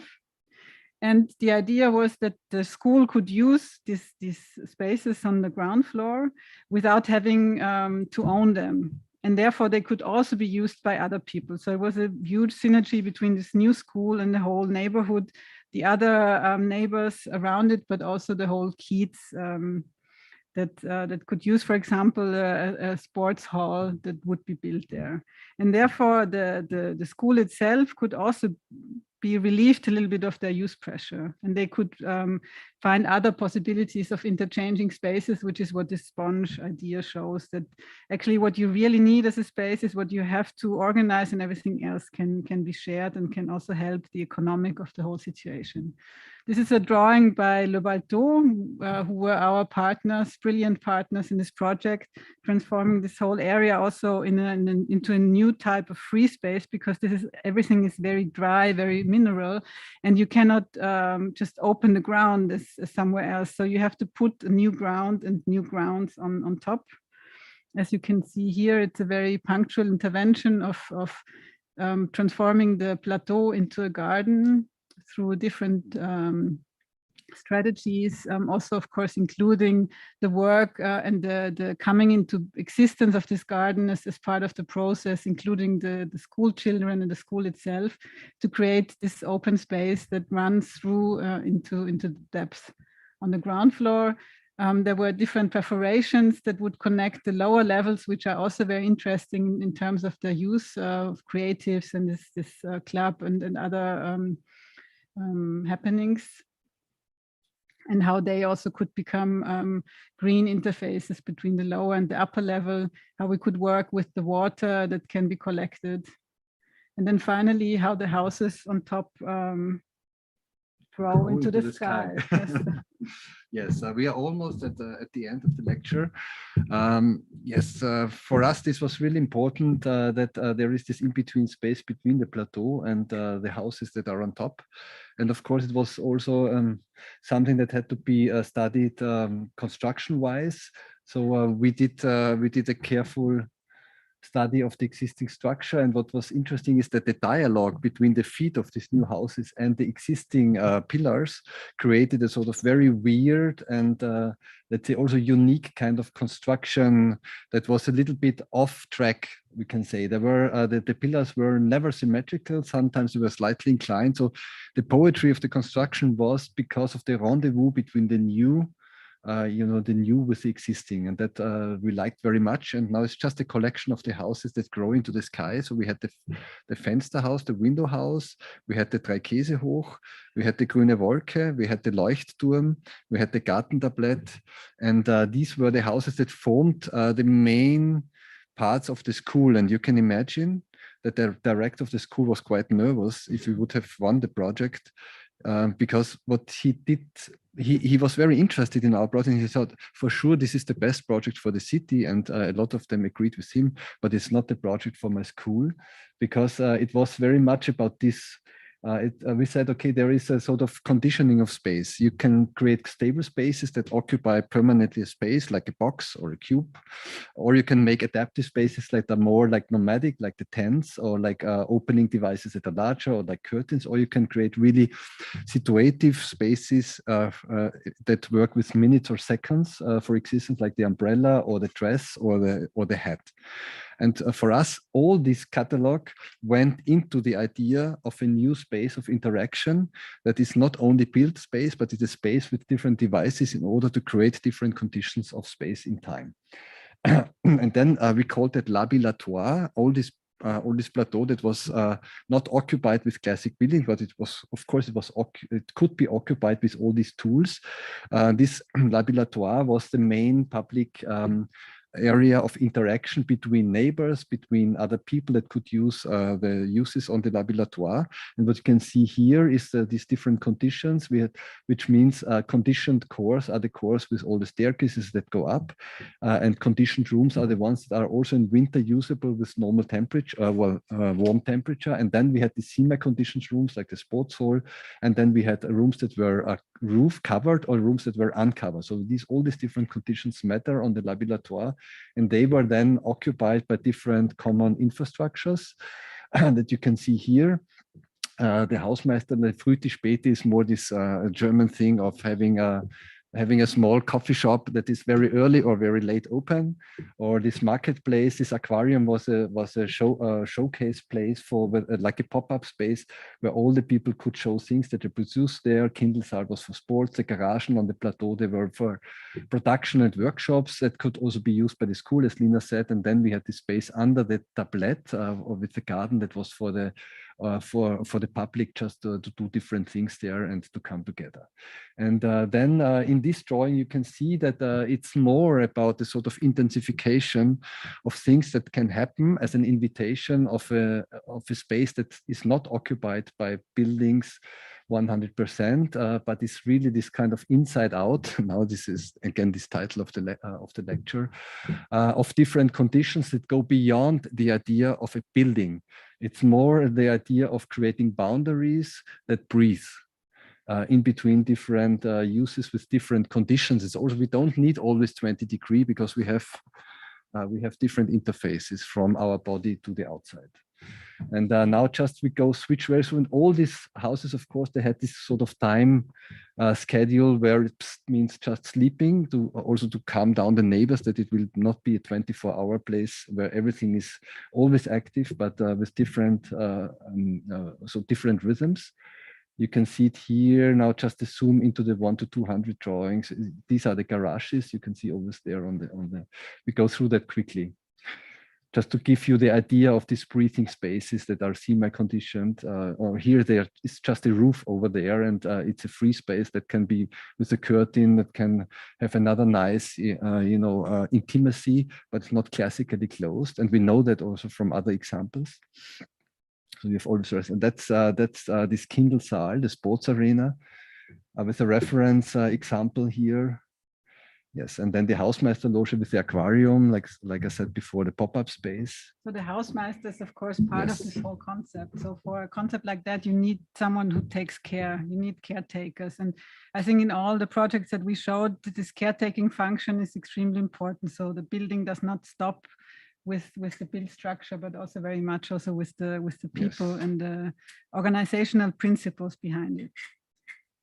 Yeah, then the energy concept was, of course, with the semi-conditioning. Conditioning was with Peter Holzer from Young Engineers, we developed that also to adapt to the different conditions with using also existing water for, for the buffer storage. I don't know in English the term, but also going for Tiefensonden with earth energy. So there was also an energy concept behind that. And you could use the body heat of the discotheque to heat the school during the day. Which I think subculture heats high culture. So this was the topic.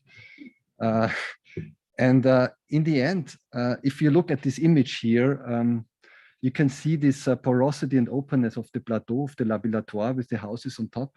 And we would have thought that a school where you very consciously change a house from, change from one house to the other in order to change also an education hour is quite contemporary, because you take on your, things. You go out, you feel the breeze, you feel either it rains or it's hot and sunny.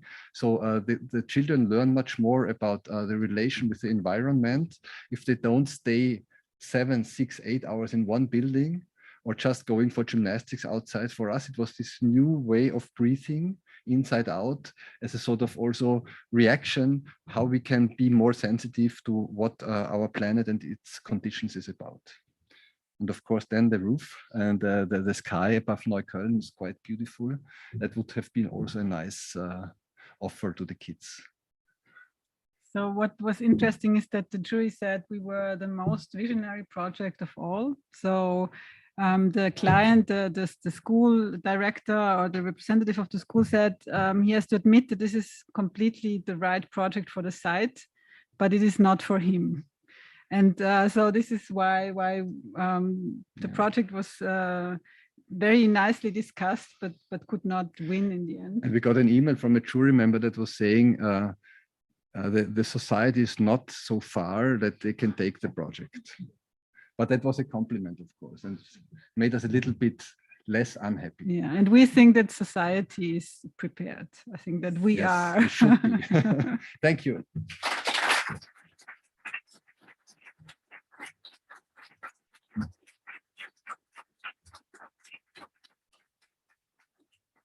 Thank you very much. I think we just jump over to the chair so we are closer to the mics and everybody can hear us.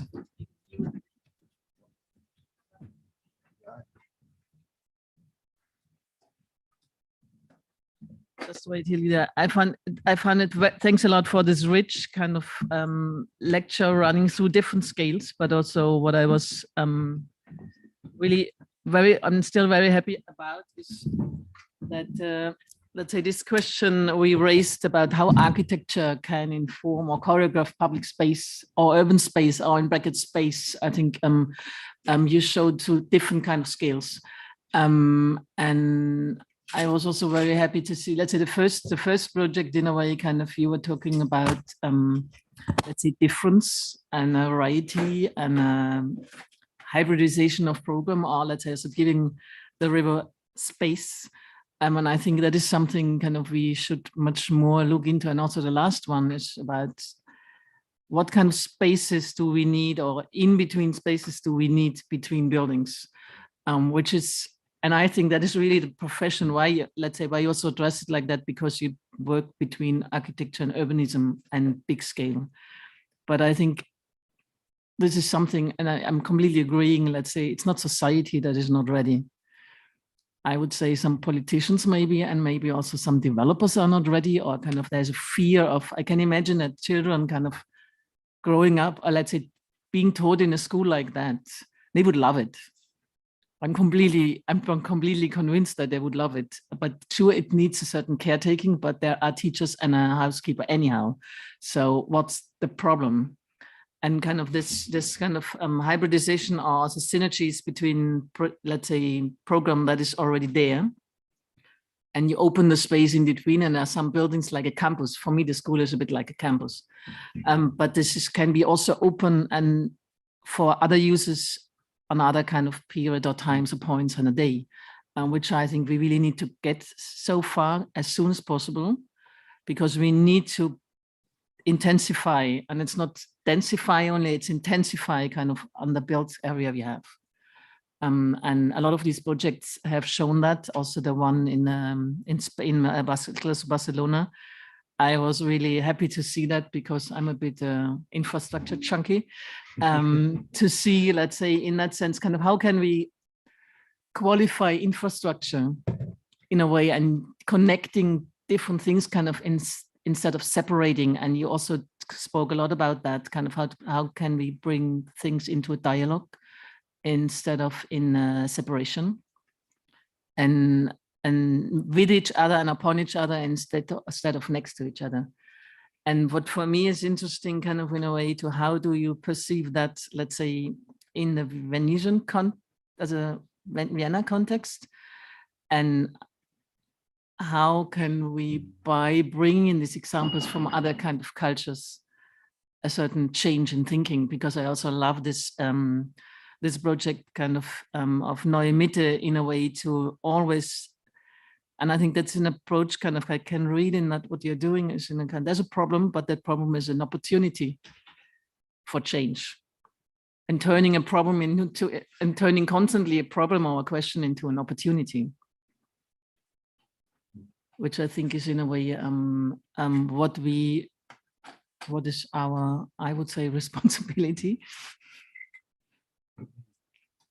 Yeah, well, so it was a long question. No, it was also a comment on what I was heard. a comment, yes.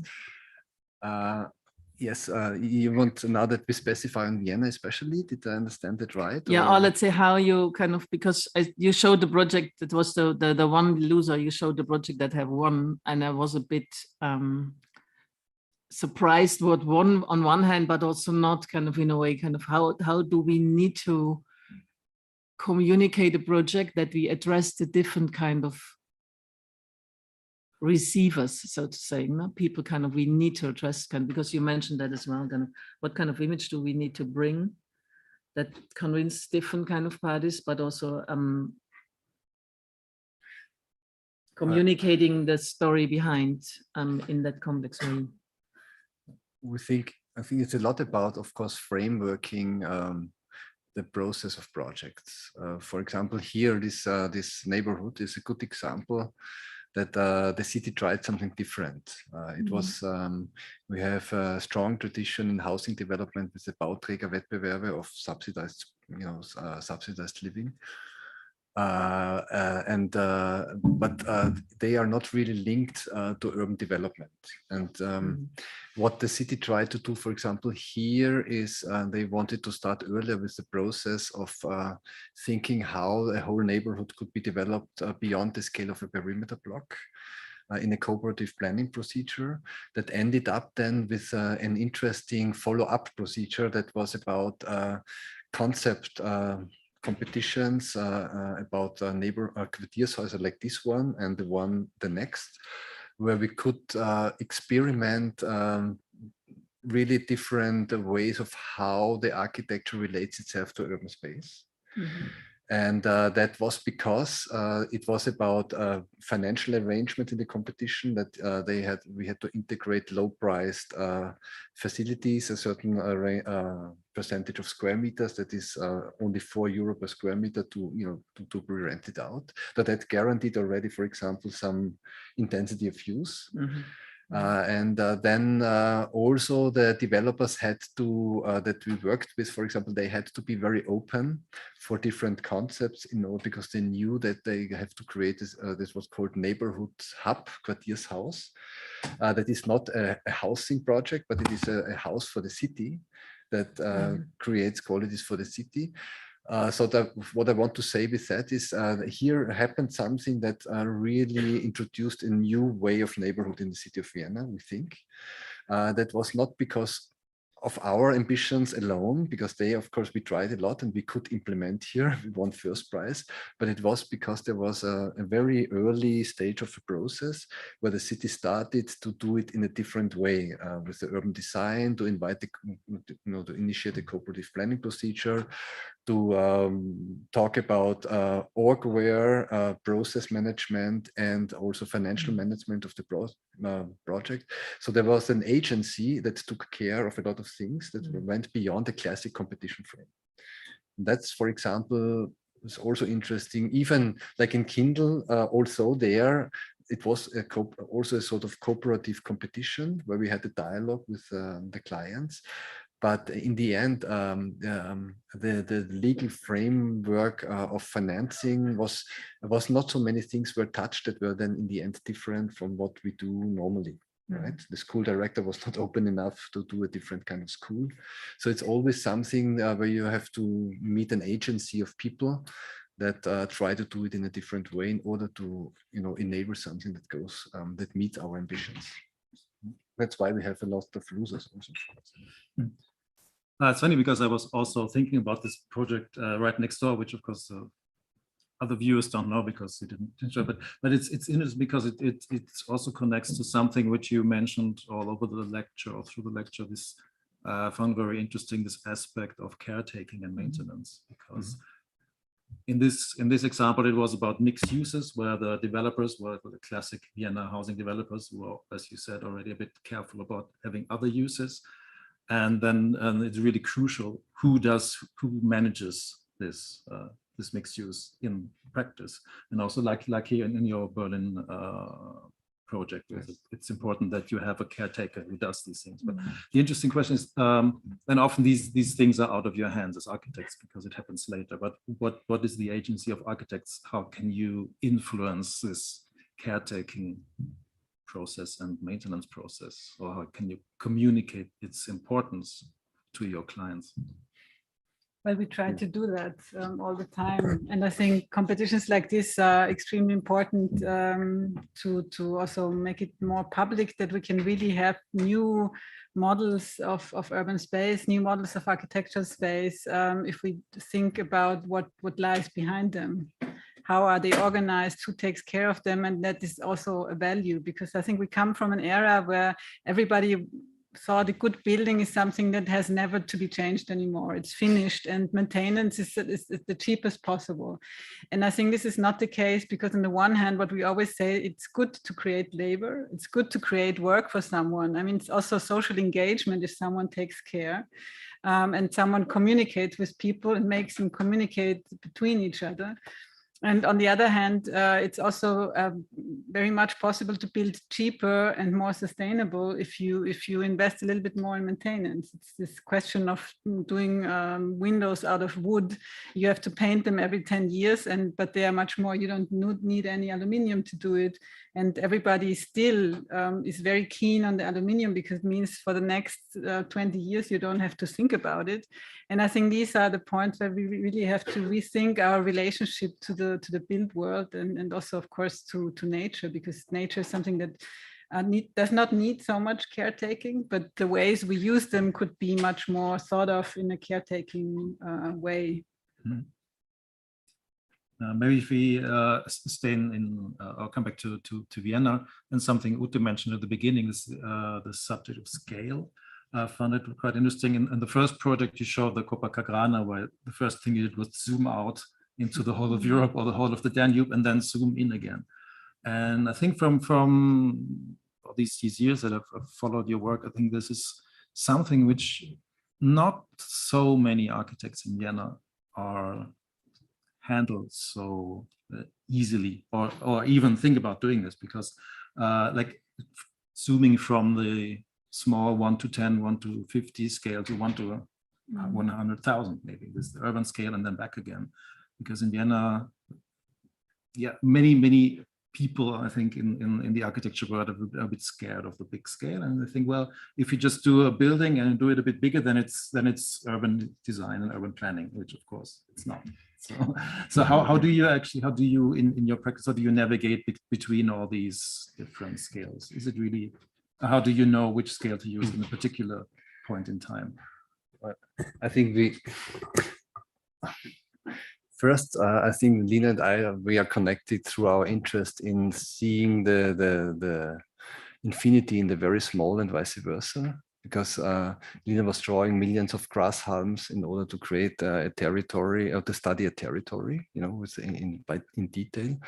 And when I was doing diploma, I was drawing a 10-kilometer long line on the city map, and then I was walking the line and making it real, making it a public space. So So I always think that there's some interesting, let's say, power between the scales that we have to unveil, that we have to make visible, because it's never about a small scale that's only operating on a small scale. There's always a larger scale inscribed in a small scale.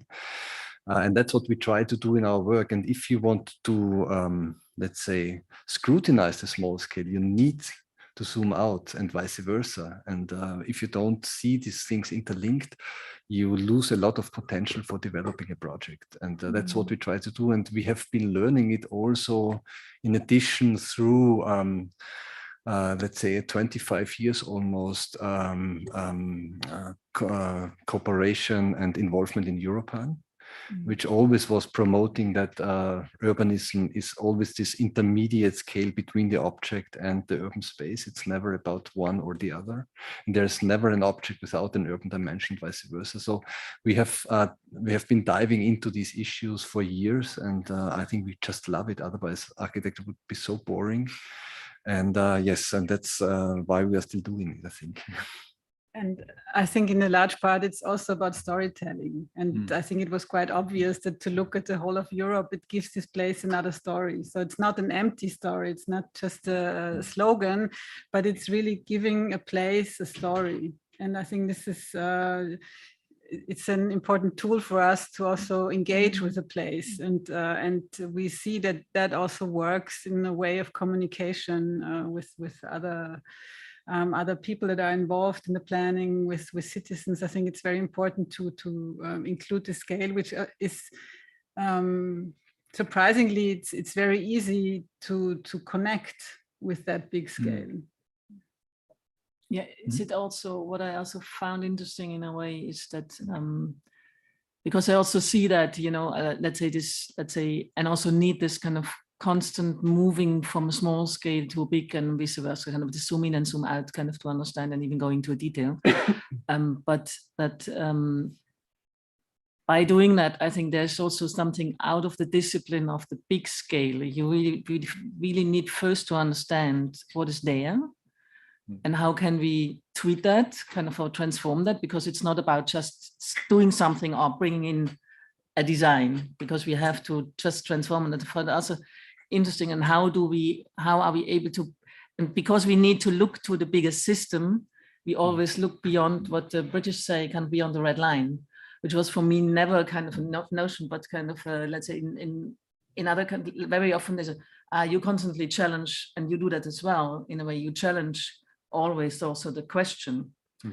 And very often it's challenged. And there was, for instance, one project where you, let's say, the urban design, you didn't challenge, where I had then a question mark, which was the curtain, having this, and I think there's still a bit this approach very often from the competition. And we also have this always kind of, you know, you get a brief. Do we challenge it, or do we follow, let's say, kind of, where can we challenge it? And what was there in a way kind of, and I think the Brise Soleil is in a way that building that kind of also has this length, but goes much more in a dialogue and transforming the problem into an opportunity and engaging, let's say, and kind of knitting these things together. Where the other one, I was quite talked about seeing this 2 times 400 meters of wall. And I think this is still in a lot of heads, kind of, to how can we integrate urban infrastructure, including mobility infrastructure, surface supply and disposal infrastructure, because we need it, and we need it there, but we also like to see the city behind.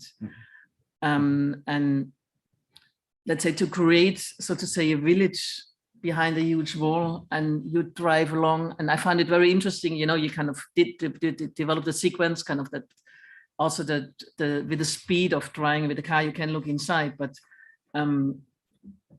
I would, from an urban design perspective, never allow somebody to build such a huge wall, because it needs a certain kind of at least silhouette, and once in a while views into the depths of the city, because otherwise this kind of can be a very. I mean, this was all given on this side. Yes, I know. And we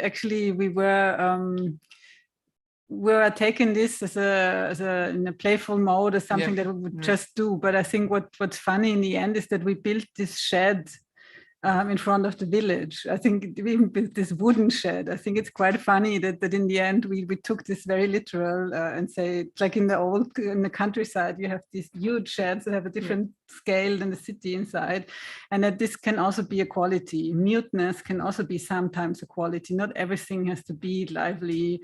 And we had this very much strong polarization between the inside, which would be very lively and open and differentiated, and this rather different thing, which we found interesting to accept that and to accept the speed, and not to say at some point the Gürtel will be this wonderful, beautiful shared space with a lot of trees, but basically for a long time this will be a very heavy road, and how can we create an address there that really what I found interesting, kind of the ground level looked very, very open in that sense, and I think that is also in a way kind of, if now a kind of a glass building, or so to say open, probably very transparent building is during the day not that transparent. Kind of, I think it's always these traps, you know, kind of we fall into.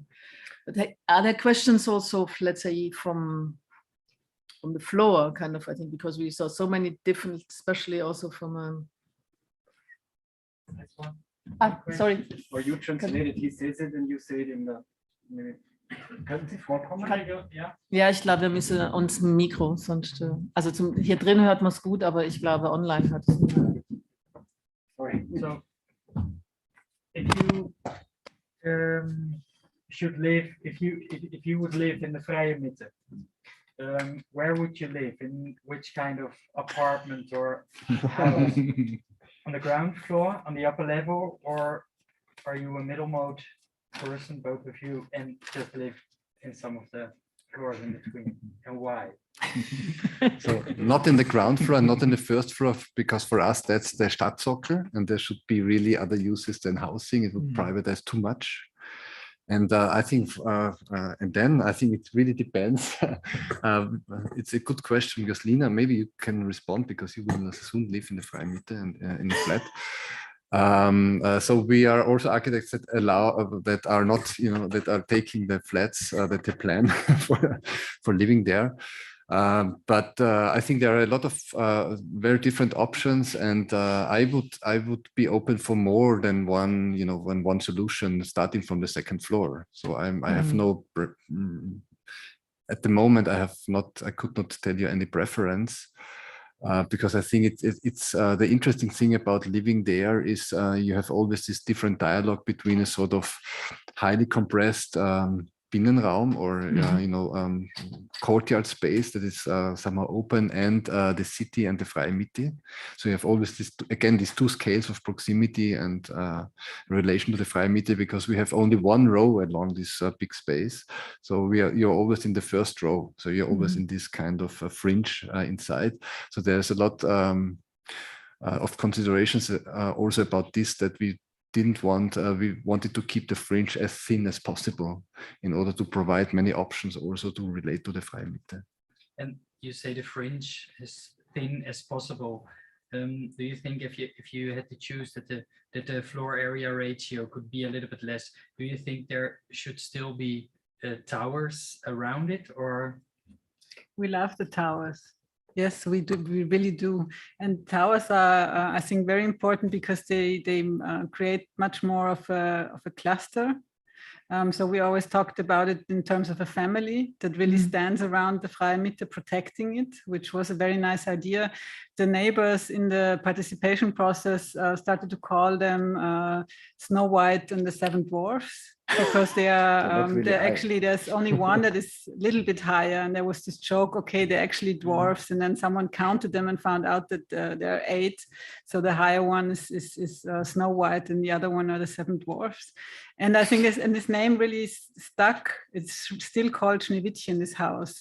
So you can see that there's a very positive relationship with these high-rise buildings, and we love them because they made it necessary to do competitions. So for each high-rise building, there had to be a competition. And I think this is absolutely brilliant, because in a lot of other places, there were no competitions, and that's not necessarily for the best. And because it's a way of putting your attention there, of having a look, because the responsibility of a high-rise building is quite high. So the city looks on it, there's a Fachbeirat, then the jury looks on it, then the neighbors look on it. And that's good for architecture if a lot of people are really engaged in controlling the quality. And there should not be less density.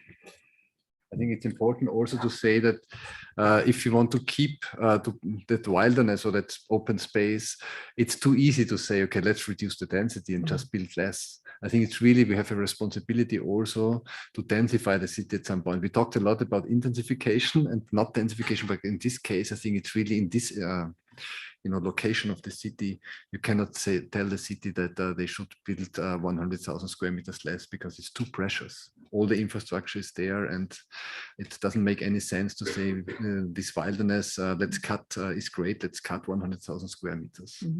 But is it not also kind of, in a way, necessary to have, let's say, around a certain size of an open space, and this wilderness and this grüne Mitte, a certain density that it can really survive? I think there's always this kind of fear in a way, because I think we need also this I call it always, city is a coexistence of difference.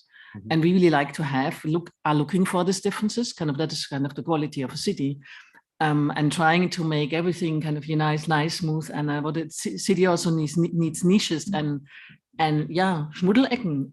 It needs that kind of, and I think we just also need to create that, or we need to allow that. And I think what I'm really much more looking into, because I think it's also good that some competitions are there for these high rises, but I think it's also not necessary that everything has to undergo a competition.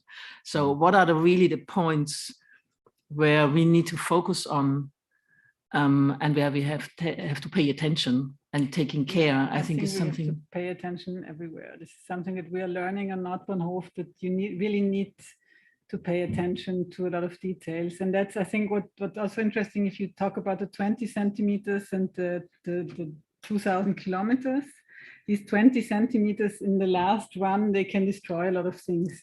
Sure, and completely agree with you. Not only through competitions, but I think this caretaking function of the planning and when looking at a lot of details, how things work is extremely important. And that's why there's this gremium at Nordbahnhof to really look at all these buildings together. And it's not in terms of a jury, but much more of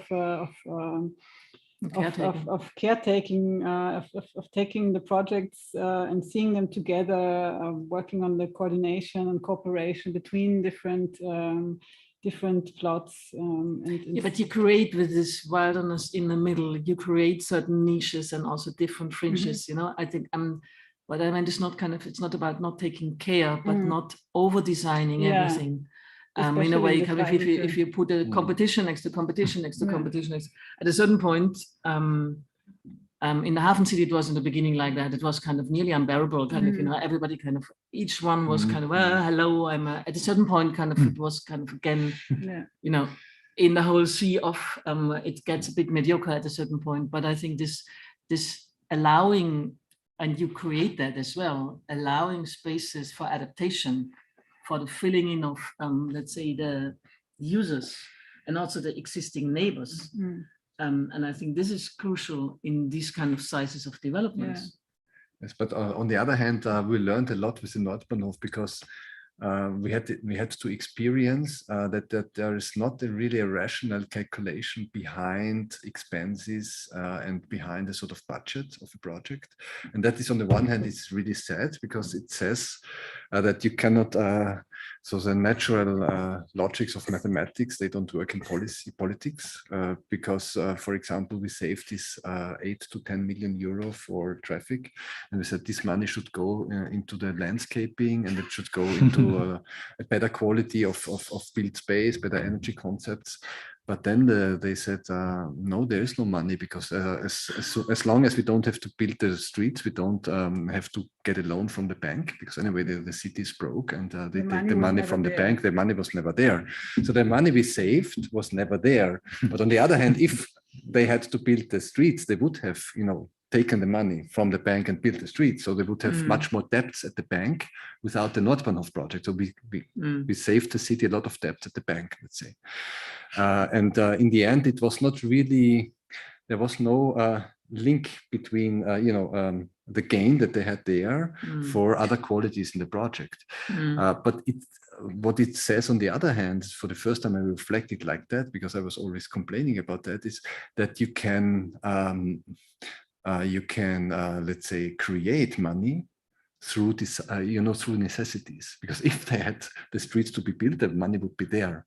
So there's always money there if you are convincing enough to make a proposal that says the money is needed for that and that. And if you save it, the money is not there because it's not existing. So this is interesting that we learned here that there are strange rules also about this isolation of sectors of planning. So mobility has nothing to do with free space. Free space, again, housing and the city planning are not, are different, let's say, different entities that work in parallel, and sometimes they meet. So it's not really, it's a conflictual field between different, competences.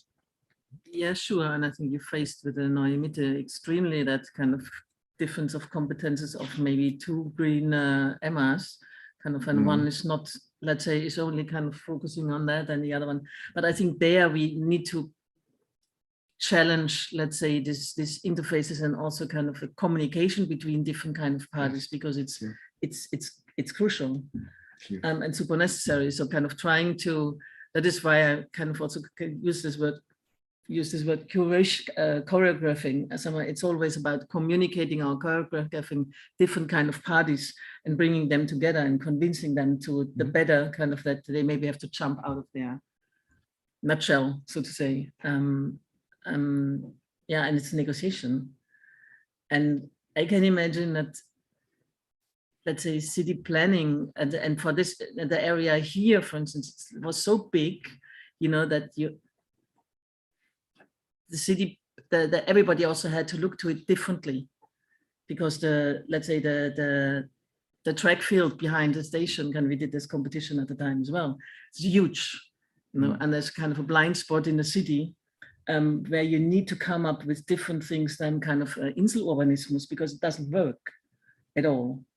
But I think the learning process out of that and kind of how you see how this already functions would be interesting to translate that into other developments in the city, because kind of with big projects, it's happening here.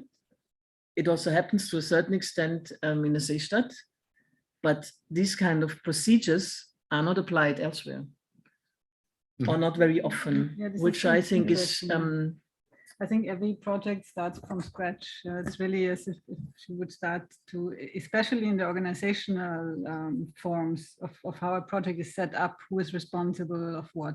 It's different in every project, and because the players are always different, all the stakeholders are different. Sometimes it's the ÖBB, sometimes it's the city who owns, sometimes the Wohnfonds, and so that every procedure is different, and there are a lot of success models or partial success models. If you would combine them all, a lot of wonderful things would happen. But there's always one thing that's good about the development, some things, and never all of them in combination. I think that it could be really, really powerful, but it seems to be difficult. But you probably also inform your projects. If I'm looking to certain kind of projects, you also inform them by having learned from that processes, and also probably convince the client. I think that's also our role, in a way, to how much can we, let's say, bring in this kind of I think it's also interesting that some cities, the cities have different competences. Like in Barcelona, for example, they are really very good in the large-scale infrastructural management of neighborhood developments, but they have huge problems with affordable housing, almost nothing affordable housing. So they are totally failing in that, for example. In Vienna, for example, they are really very good in affordable housing, but they are totally failing in large scale infrastructural developments that are going beyond that scale of the neighborhood. So this is also interesting, that there's a history, a heritage that we have to deal with, and that's really different from city to city. And in Austria, of course, the tradition is not going for territorial planning at all. that is part of Raumplanung, which is not linked to architectural education, and this is quite different from other countries. So it's also a question of education, how we can bring things together. So it's a heritage. So we tried to do our best, kind of Yes, together you're with here you now. to You're here now. manage to bridge that missing link, because we also, let's say, we saw now today also projects that are going in that direction of Raumplanung, spatial planning, territorial planning. And also what I found interesting, also the project that the first one is also to a certain extent a reintegration of urban infrastructure that provides different qualities of open space, and can even have this layering of different kind of social groups, you know, kind of who is coming to the front and so, and not, a lot of things are here still very, very separately thought through instead of, but there's a huge potential to bring these things much, let's say, these disciplines much more together. Yeah, it's about common denominatoring somehow, no? Yeah. How to create platforms where you can create different, options that people can share spaces. Yeah.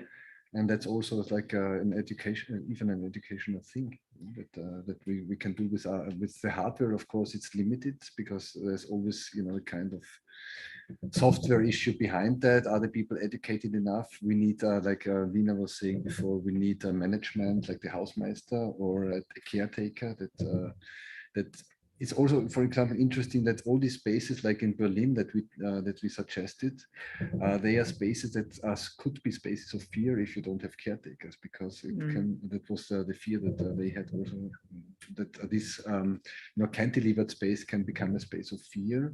But then we said, okay, it can be controlled by a caretaker. So you have like you say, orchestration or curation within there.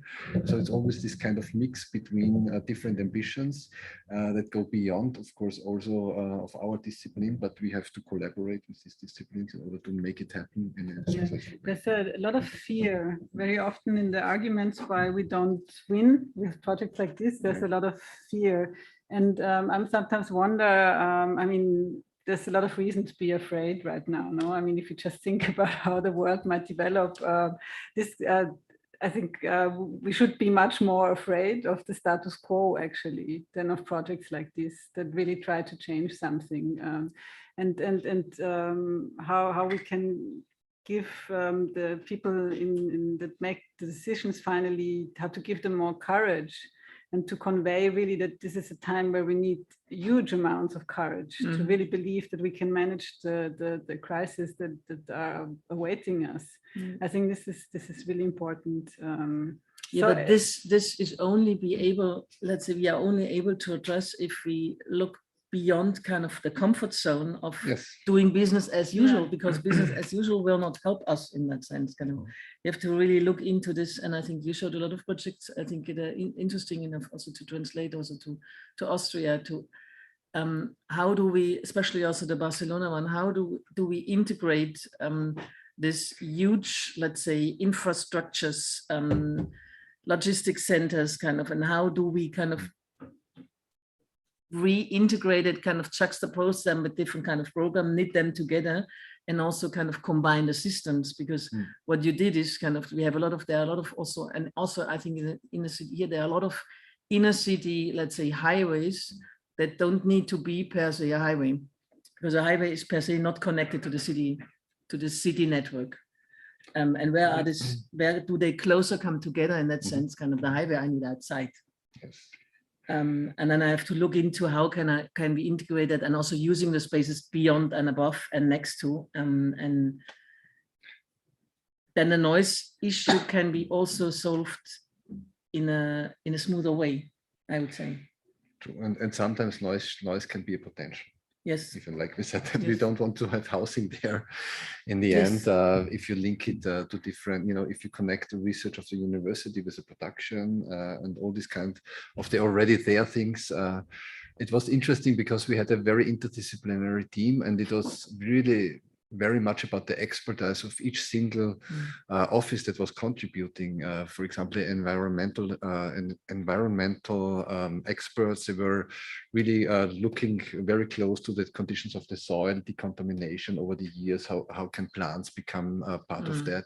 So this naturalization of the area, and we looked very much for the physical conditions of the spatial hardware that can become a connector. And then the mobility planners, they looked for ways how we can really turn highways partly to eco corridors by using their fringes differently. So it's a sum of things that was really interesting to see. If you come together on an interdisciplinary level, you can change a lot. Yeah, thanks a lot. I think kind of to conclude and kind of discuss